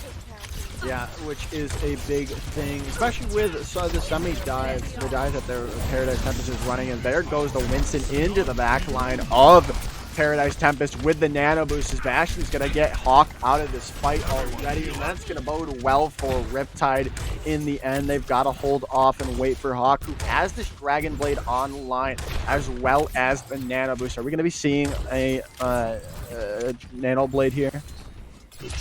Yeah, I mean, that's definitely the go-to call. It's just really going to be on Hawk to try to find some way to even get close enough to perform, you know, a Dragon Blade. You might end up even nanoing the Monkey to just go in there and do some damage, and then maybe Blade can go in there and clean everything up, but it's going to be a grab from Tao that stops that from happening.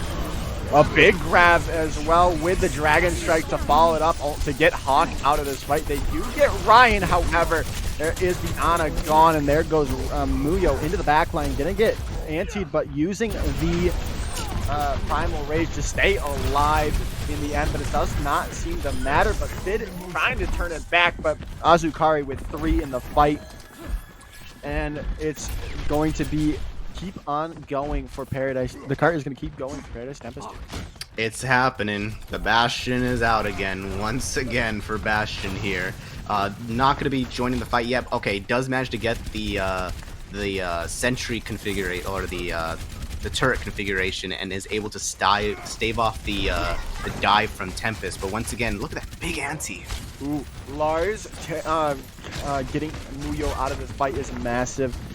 Doing so much work in that backline for Riptide, but Hawk now back onto that signature hero of Hanzo, doing some work. Already got 2 in this fight, 3 with the help of the defensive matrix from Magic Turtle, and they're going to get this second point unlocked with Azukari taking a little rest there.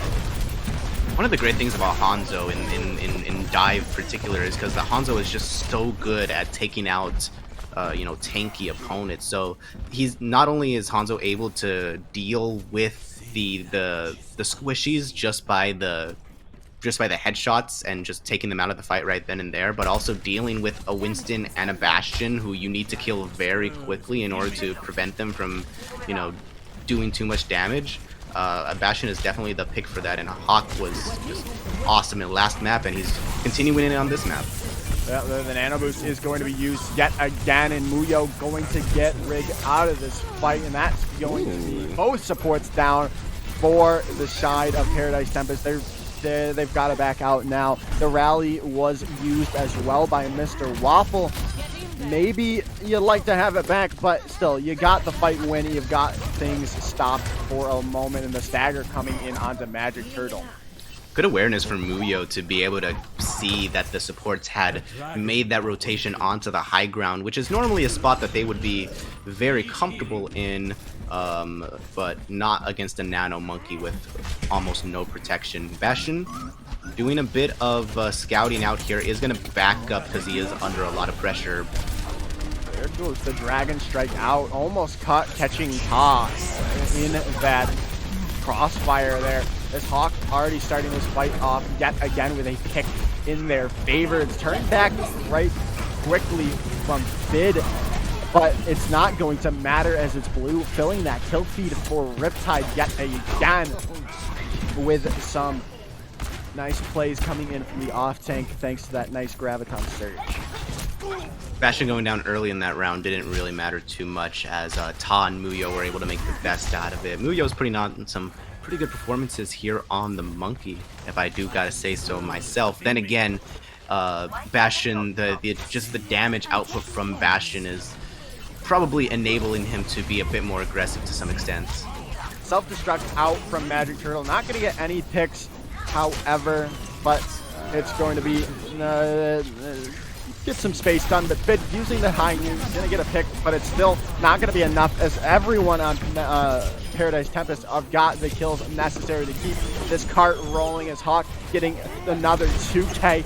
Oh my goodness, it's Hawk in these 2K. Bastion trying to take him out with the tank configuration, but they are already so low. Azukari with the Primal Rage to take Bastion out, but they now have the respawns back for Riptide. They've got the point under control. The Dragon Strike is going to be there, taking down Fid. Lars coming back on the Tracer, getting a pick as well onto Muyo. A big anti-nade coming in from Rig, and that might seal the deal for Paradise Tempest's attack there.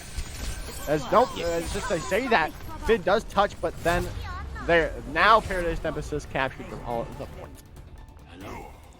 Yeah, some great stuff coming out. Azukari and Hawk, the dangerous duo. Hawk obviously opening up that fight with a couple of great, fantastic picks. And then I think it really is, Bastion had a little bit of a chance to turn that fight around if it wasn't for the aggression coming in from Magic and Azukari just keeping Bastion under pressure, not really letting him set up in a place for too long.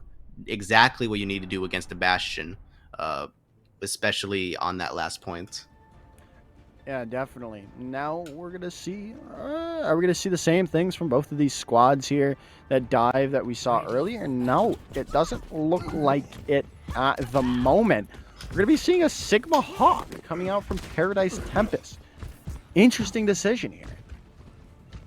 Yeah, Magic was pretty solid on the Sigma last round, and remember, it was the Sigma Wrecking Ball that got them the full hold on point B of King's Row. So if Azukari switches back to the Wrecking Ball, we could potentially see that, but it looks like for now he's going to be switching on the Hog. It's going to be interesting to see how Riptide responds, because last map they also ran a Roadhog of their own, or even the Orisa Zarya, which was just so bizarre. I'm still kind of just reeling from that decision. I don't think I've fully recovered yet, but no, it looks like they're going to be going with a traditional dive with Ana for the Genji Nano Blade potential. Yeah, it'll be really interesting to see. It's going to be really hard for them to dive in onto this Paradise Tempest comp with that Roadhog hook potential, but we'll see how they get on in this fight here. The hook that is a break there for Azukari, which is very unfortunate. They did get that hook on to Bastion there, but not in the end. They've still not been able to really contest this point, as Muyo is up on this high ground trying to take some cleave damage on the Paradise Tempest. Nothing doing, but Bastion's going to start this fight off with a pick onto Hawk, as Lars turns it back, trying to get some stabilization for his defensive side here as Mr. Waffle goes down. But Fid, oh my goodness, Fid very low on cart, trying to heal up at the moment.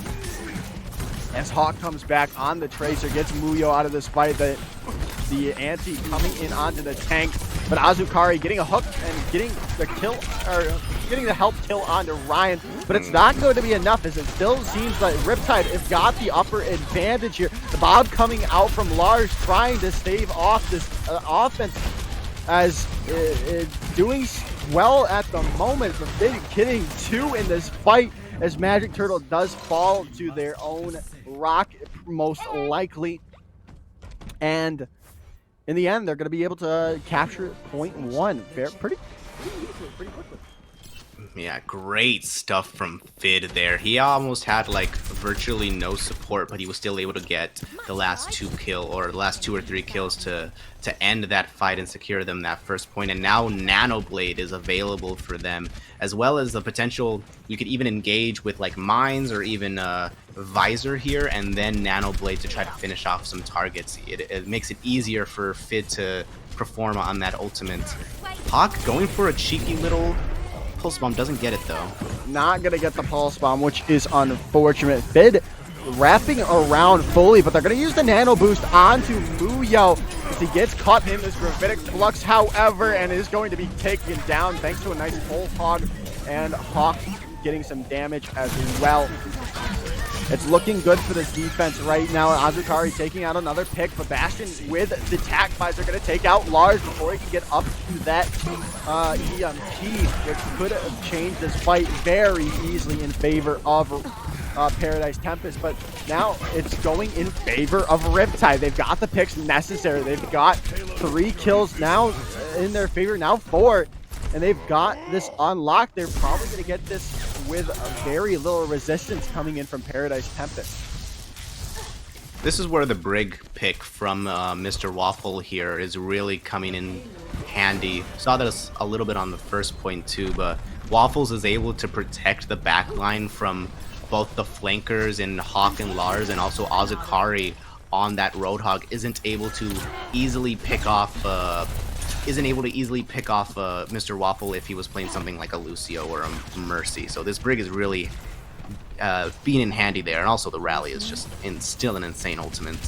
Yeah, Lars needs to get up to this ultimate to start this defense very quickly, but Hawk is going to take it into his own hands yet again. Bastion going down as Hawk takes it. Oh my goodness, a 2K Pulse Bomb coming in from Hawk. This man has been on fire all throughout this series, as it is looking more very good. Now they've got this point unlocked, and they didn't have to invest that EMP now that they have it built up.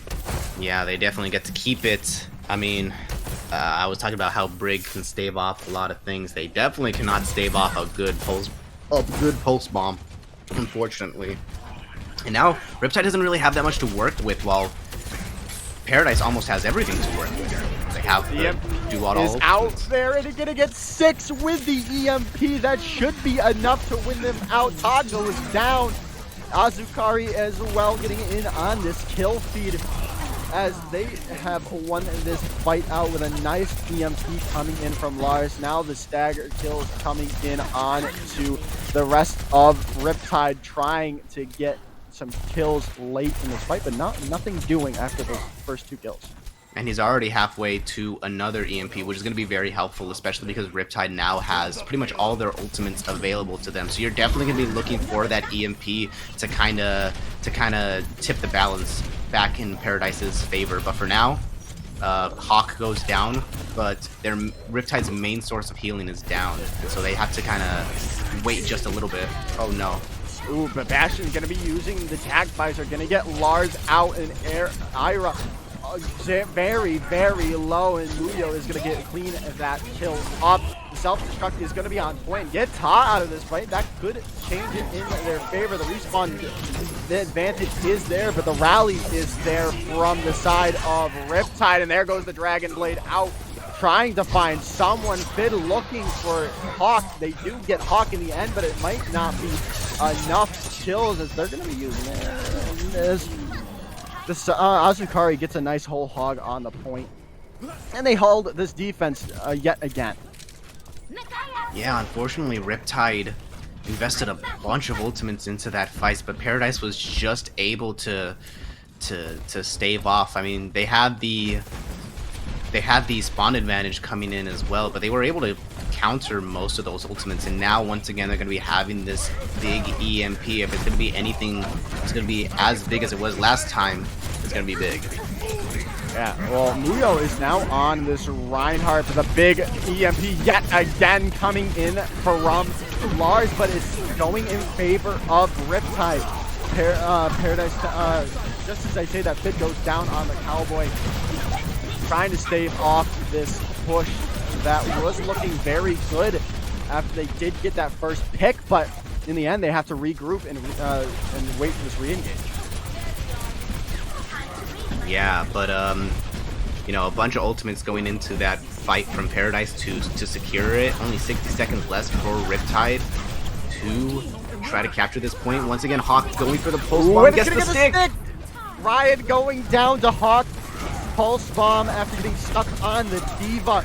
That is going to be massive. No more Ana, but they do have this rally almost up online. But Magic Turtle's going to take it down in the end. This could be the beginning of the end for their push. And this map for Riptide as Hawk gets another pick in this back line. As it's the tank line is so low. The immortality field is there, but it can only do so much. As Hawk is there, Mars getting in on the kill feed as well, and Bastion is going to be hacked up. There's 13 seconds remaining, and it's not looking good for Riptide. The rally is going to be used, but they're going to be met with a self-destruct. There's 2 seconds left. The high news there, but it's not going to be enough as Paradise Tempest taking our map number 3 and moving into match point. Azukari and Hawk are just insane individuals. Lars not too bad on that Sombra either. Definitely pulling in some work when his team was down ultimates. I mean, this pulse bob is just really freaking good. Oh my gosh, getting the melee onto Bastion, and then they get full supports here as well. Great stuff coming out from Hawk. Definitely the MVP of these last 2 maps. And, you know, quite honestly, I think these 2 teams are really close in terms of skill level. This has been a really close couple of maps, all the way from map 1. So this is a really good series so far. Yeah, definitely. And we didn't even see Hawk first map, if you don't remember that. We had Neme in. Now they bring in Hawk, and they're now 2-0 with Hawk in right now. And it's the game-changing ability of Hawk is just impressive. It always seems to get that first pick or that key pick that they need to turn that fight in their favor. And it's really impressive to see from Paradise Tempest right now. They're going into match point, and they're going into, I believe, I don't know if it's Escort or I believe the last map is going to be Assault. It's going to be 2 CP. Assault. We just played Escort. Yeah. It's going to be everybody's favorite map type, Assault. And then when that is over, if there still needs to be maps after that, then it will be control maps from there on out if we need to go to a map 5. If somehow Assault ends on a draw. I know it doesn't happen like ever. So there's like no possibility that it'll happen because Assault is just really good that way. But yeah, I mean, if we need to go for more control maps, it'll be the remaining control maps in the map pool after that. Yeah. So well, we're just waiting for the map pick from Riptide here. So we'll see what we're going to be seeing. We do not have any stats for you, as we did have our stats guy have to take a quick leave of absence. So we don't have stats for you, but it was probably going to be Hawk, and it was going to be a lot. Yeah, I'll do some quick stats for you real quick. Hawk killed a bunch of people.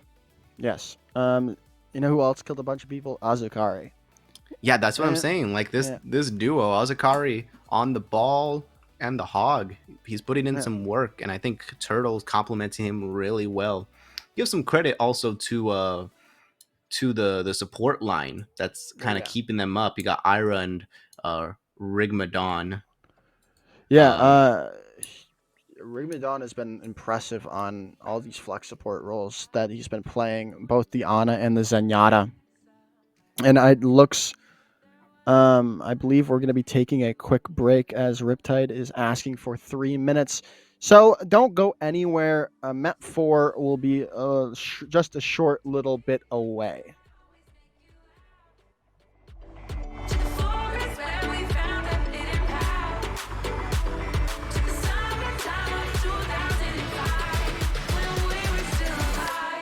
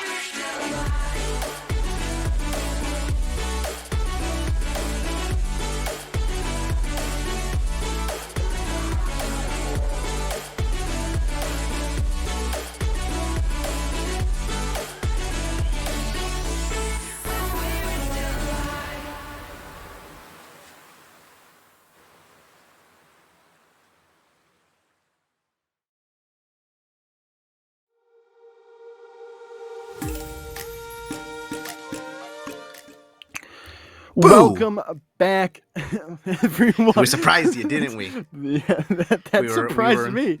We were ready a lot sooner Yeah. this time. So we're going into map number 4, and I believe it is going to be Temple of Anubis. And we were talking a little bit during the break. We're probably going to see more of that dive that we were seeing, that we've been seeing all throughout this series. Which we're still really surprised. We haven't actually seen really any rush compositions being played from either of these squads, but it's been working out in their favor. It's keeping the other team on their toes, and it's let Paradise Tempest go up 2-1 in the series, and now they're looking to close it out on Temple of Anubis. Yeah, the bringing in of Hawk after map 1 has really shown through on Paradise, and I think Junkertown in particular is a place where flex DPS players such as Hawk are really able to shine, whether it's on something like a Hanzo or a Junkrat or even a Pharah.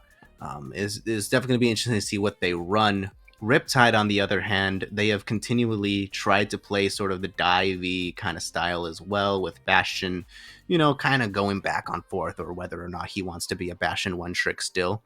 But yeah, it's going to be cool to see. Paradise also just seen a bunch of Roadhog today for some reason. Like, I know I said it at the beginning of the series, but it was mainly as a joke.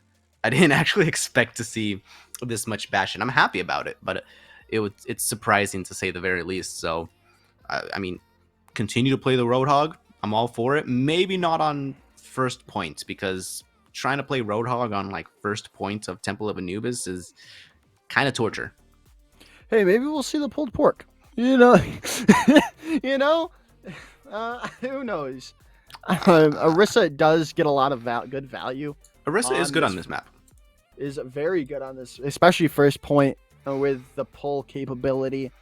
But we haven't seen, well, we did see Orisa, and we saw it on King's Row. So who knows? They might just whip out the Orisa here. But we do have the readies coming in from the lobby, so we're about to go into the map any moment now. But what does Riptide have to do to tie up the series and push it to a map 5? Keep playing Bastion. That's what they do. That's honestly no. I think it's gonna be so. Muya and Ta are still in, which seems to me to mean that they still want to continue playing this sort of divey style. I think it's gonna be a lot on. Fid's been kind of quiet. Fid was kind of quiet last map. So I think we obviously saw how much value Fid was able to get off of heroes like Pharah on map number 1, where he single-handedly closed out Night Market just based off his Pharah play. So Fid, I'm definitely looking at him to be stepping up here and to be kind of challenging Hawk in some of these duels where he hasn't really been so far. Yeah, they definitely need to step up, because they got their backs against the walls now. We're going into Temple of Anubis, which is a very there's a Bad there's map. a bad there's a bad map, and we could see a very we could very likely see actually a draw on this map. We've seen it countless amounts of times, draws upon draws on Temple of Anubis, but that's not what Paradise Tempest is looking for right now, and they are ready to go in this attacking phase in about 15 seconds. But right now, we are seeing that double shield coming in from Riptide. Yeah, double shield, Hanzo, and once again the Bastion. Gonna be interesting to see where Bastion is gonna choose. They're gonna choose to set up in sort of the most obvious spot here, but this allows Fid to kind of go around and maybe get some off angles here on this choke point. So look at the Paradise Tempest is going to be running dive with the Wrecking Ball Monkey, which may or may not be good. It's definitely going to be harder for Rig and Hawk to get in if they have no protection from their tanks. Oh, look at this massive culture. Nice plays coming in from Culture. Going to get the Bastion separated from the rest of their team. There goes the Immortality field down as Lars already takes out Fid in this fight. And it's already go for this Paradise Tempest squad as Lars has already got 3 in this fight. And that's going to do it. A very quick attack coming in from Paradise Tempest. Yeah, if it isn't Hawk, it's definitely going to be Lars on this Pharah. We might not remember it if you were here for map 1, but Lars was putting in some really good work on the Pharah on map number 1 as well. So bringing it out once again, can't let Hawk have all the glory for himself.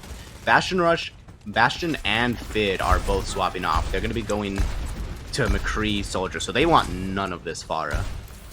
Yeah, and I don't blame them after that attacking phase we just saw from from Lars, as he's already up to this barrage, looking to get some damage done. But it's going to be really difficult to push into a double hit scan that Riptide is looking for and looking to play at the time, as we're just waiting for Lars from the side of Paradise Tempest to probably get this first pick.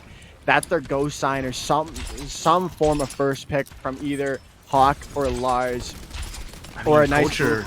Yeah. Culture and Azakari just aren't able to get like any space whatsoever. They're being held back by the spam coming in. Okay, they finally decide to go in, and it's actually a pretty good engagement.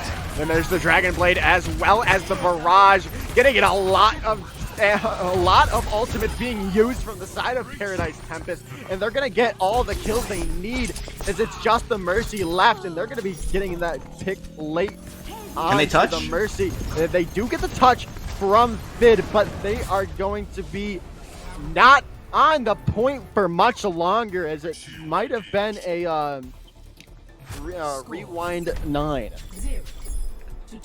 Yeah. Fun fact: Riptide didn't use any ults that round. They weren't able to, because the only ultimate they had up was Window, and Yanni was just kind of disintegrated from, I want to say, a pretty good dive. Paradise Tempest, good job.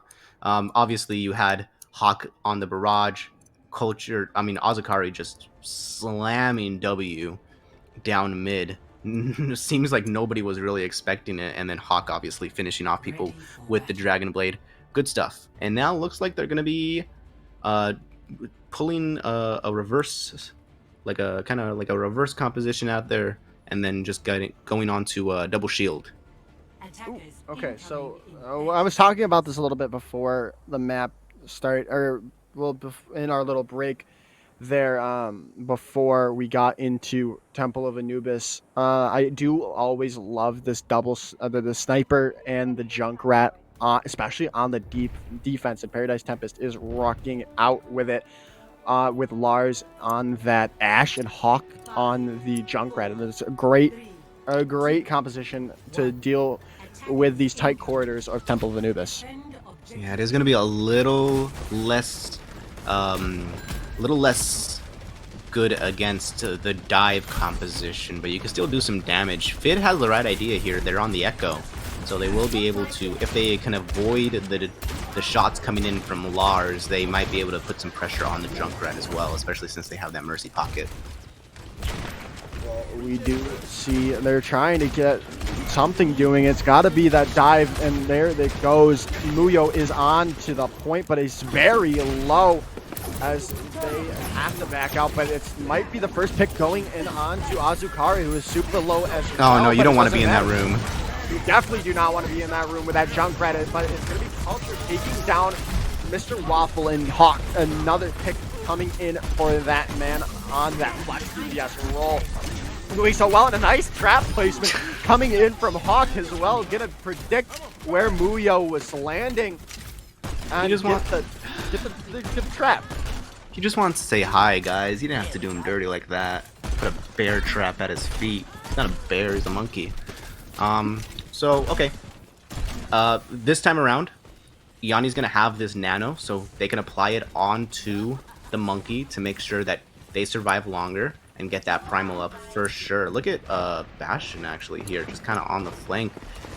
Is he gonna be able to get the surprise onto the Mercy here?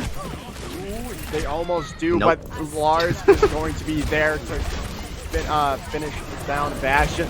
But Muyo is going to be using that Primal and the getting Nano as well, but it's not looking like it's going to do much work, as the side of Paradise Tempest is just getting pick after pick in their favor, as Culture gets two in this fight, looking for another pick as well. The Bob is out from Lars, getting damage done to Tom on that off-tank roll, and that is going to be enough. The Riptide just looking for something, and nothing's going to be done. But it's a minute and 45 left for Riptide to do something here. Oh no! Oh no! Okay, we'll get the res. So I mean, but that's going to be unavailable for the next fight, which is still going to be pretty massive, especially since Ira is going to have hers online. And look at this, you got double tank ults as well. I mean, these tank ults are so impactful and so good against an incoming dive. I mean, there's literally nothing Muyo can even do to counter that. Yeah, Flux was just massive from the side from Culture there, as Lars does get fid again. Lars trying to get out the Ana as well, not going to get those shots, however, in the end. And Culture gonna get Mr. Waffle out as well, who is, I believe, in the middle of a res. So that res is gone, as Mr. Waffle is now gonna be swapping over to the Lucian. Yeah, I mean, such a late swap to Nano is once again available because of the amount of damage being put in. Who are you even gonna put it on? No. But I mean, you can't even put it on. You have to back out at this point if you want any chance of contesting the point again and potentially not continuing this series. You need to group up right now. Yeah, well, they're gonna be walking into a lot of ultimates here. Oh my gosh, look at this. This is gonna be so bad. I don't want to look. Asukari already getting a first pick onto Ta. The DMAC Diva trying to get back to spawn, probably switch off a character, but it's not gonna matter. It's down to 12 seconds left. The dive is gonna be there. The Nano Boost is trying to save them. The Riptire gonna get Ryan out of this fight. The Bob's coming down from on high. The Primal Rage is going to be used, trying to save to something, try to get some kills in their favor. The copy as well from Fid, trying to build up that Flux, but might be caught out. They are caught out before they can get any Flux damage done, but it's still looking good for Riptide. They've got the kills necessary. Bastion on the Soldier, gonna get four picks in their fight, and oh my goodness, on the brink of losing the series, they get the kills necessary, and they have a new lease on life with 3 minutes to go. Bastion just he just gets 4 kills that round because I guess Paradise Tempest just kind of threw their keyboards out the window because they were convinced that they had won already. I was convinced that they were to run already, but it looks like this Riptide team is going to get a new lease on life. Fid swapping over to the Genji here. They got a little bit of time to build up this Nano Blade, so don't exactly blame them for that. And look at this, very fast aggression coming down mid. Yeah, they're looking to get some picks here, but it's already going in favor of Paradise Tempest, as they've already got the kills necessary to win this fight out. And, well, they're just going to be, Riptide just going to be running back to spawn, but some kills probably going to be done in the late stagger, and now they have the Diva out of the match too. This is going to be a great stagger here. I mean, what do you even do as the Diva here? Call mech, do it, I dare you. Do it, Oh my god, that was just dirty. Oh my goodness, is Hawk getting another pick yet again, so they still have to wait even longer. Yeah, I mean, 3 minutes was not like too long of a time after that first point, and now it's getting dwindled down even more. They just can't deal with Hawk on this Hanzo. He's just too cracked.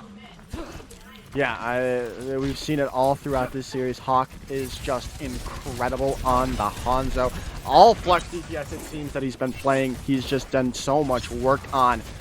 But now they've got a minute 15 left. I don't know how much longer Riptide can put up a fight, as the Supercharger is going to be coming out from Azutare. It's going to get a lot of damage. The Nano Boost is there, and a lot of damage going in onto Paradise Tempest. The Primal Rage going to be used yet again. Mr. Waffle does get Rigby Dawn out of this fight, and now it's turning in favor of Riptide. Just as I say that, kills going in favor of Paradise Tempest, but it might not be enough. It does, in fact, be enough, as they use the Amp Matrix in the end, get a lot of damage done, and get that defense on lock. And there's 30 seconds left, and they've got ultimates to speak. Paradise knows exactly what to use in order to stave off the dive coming in. Oh my gosh, are they going to be able to get staggers? Okay, no, I think Lars may go down. No, but the protection from Rig is there. He will survive for this last fight. This is the fight that could potentially end the series right here. And a dragon from Hawk, is it going to catch anybody? It catches Yanni. Ryan goes down. You can't have him go down.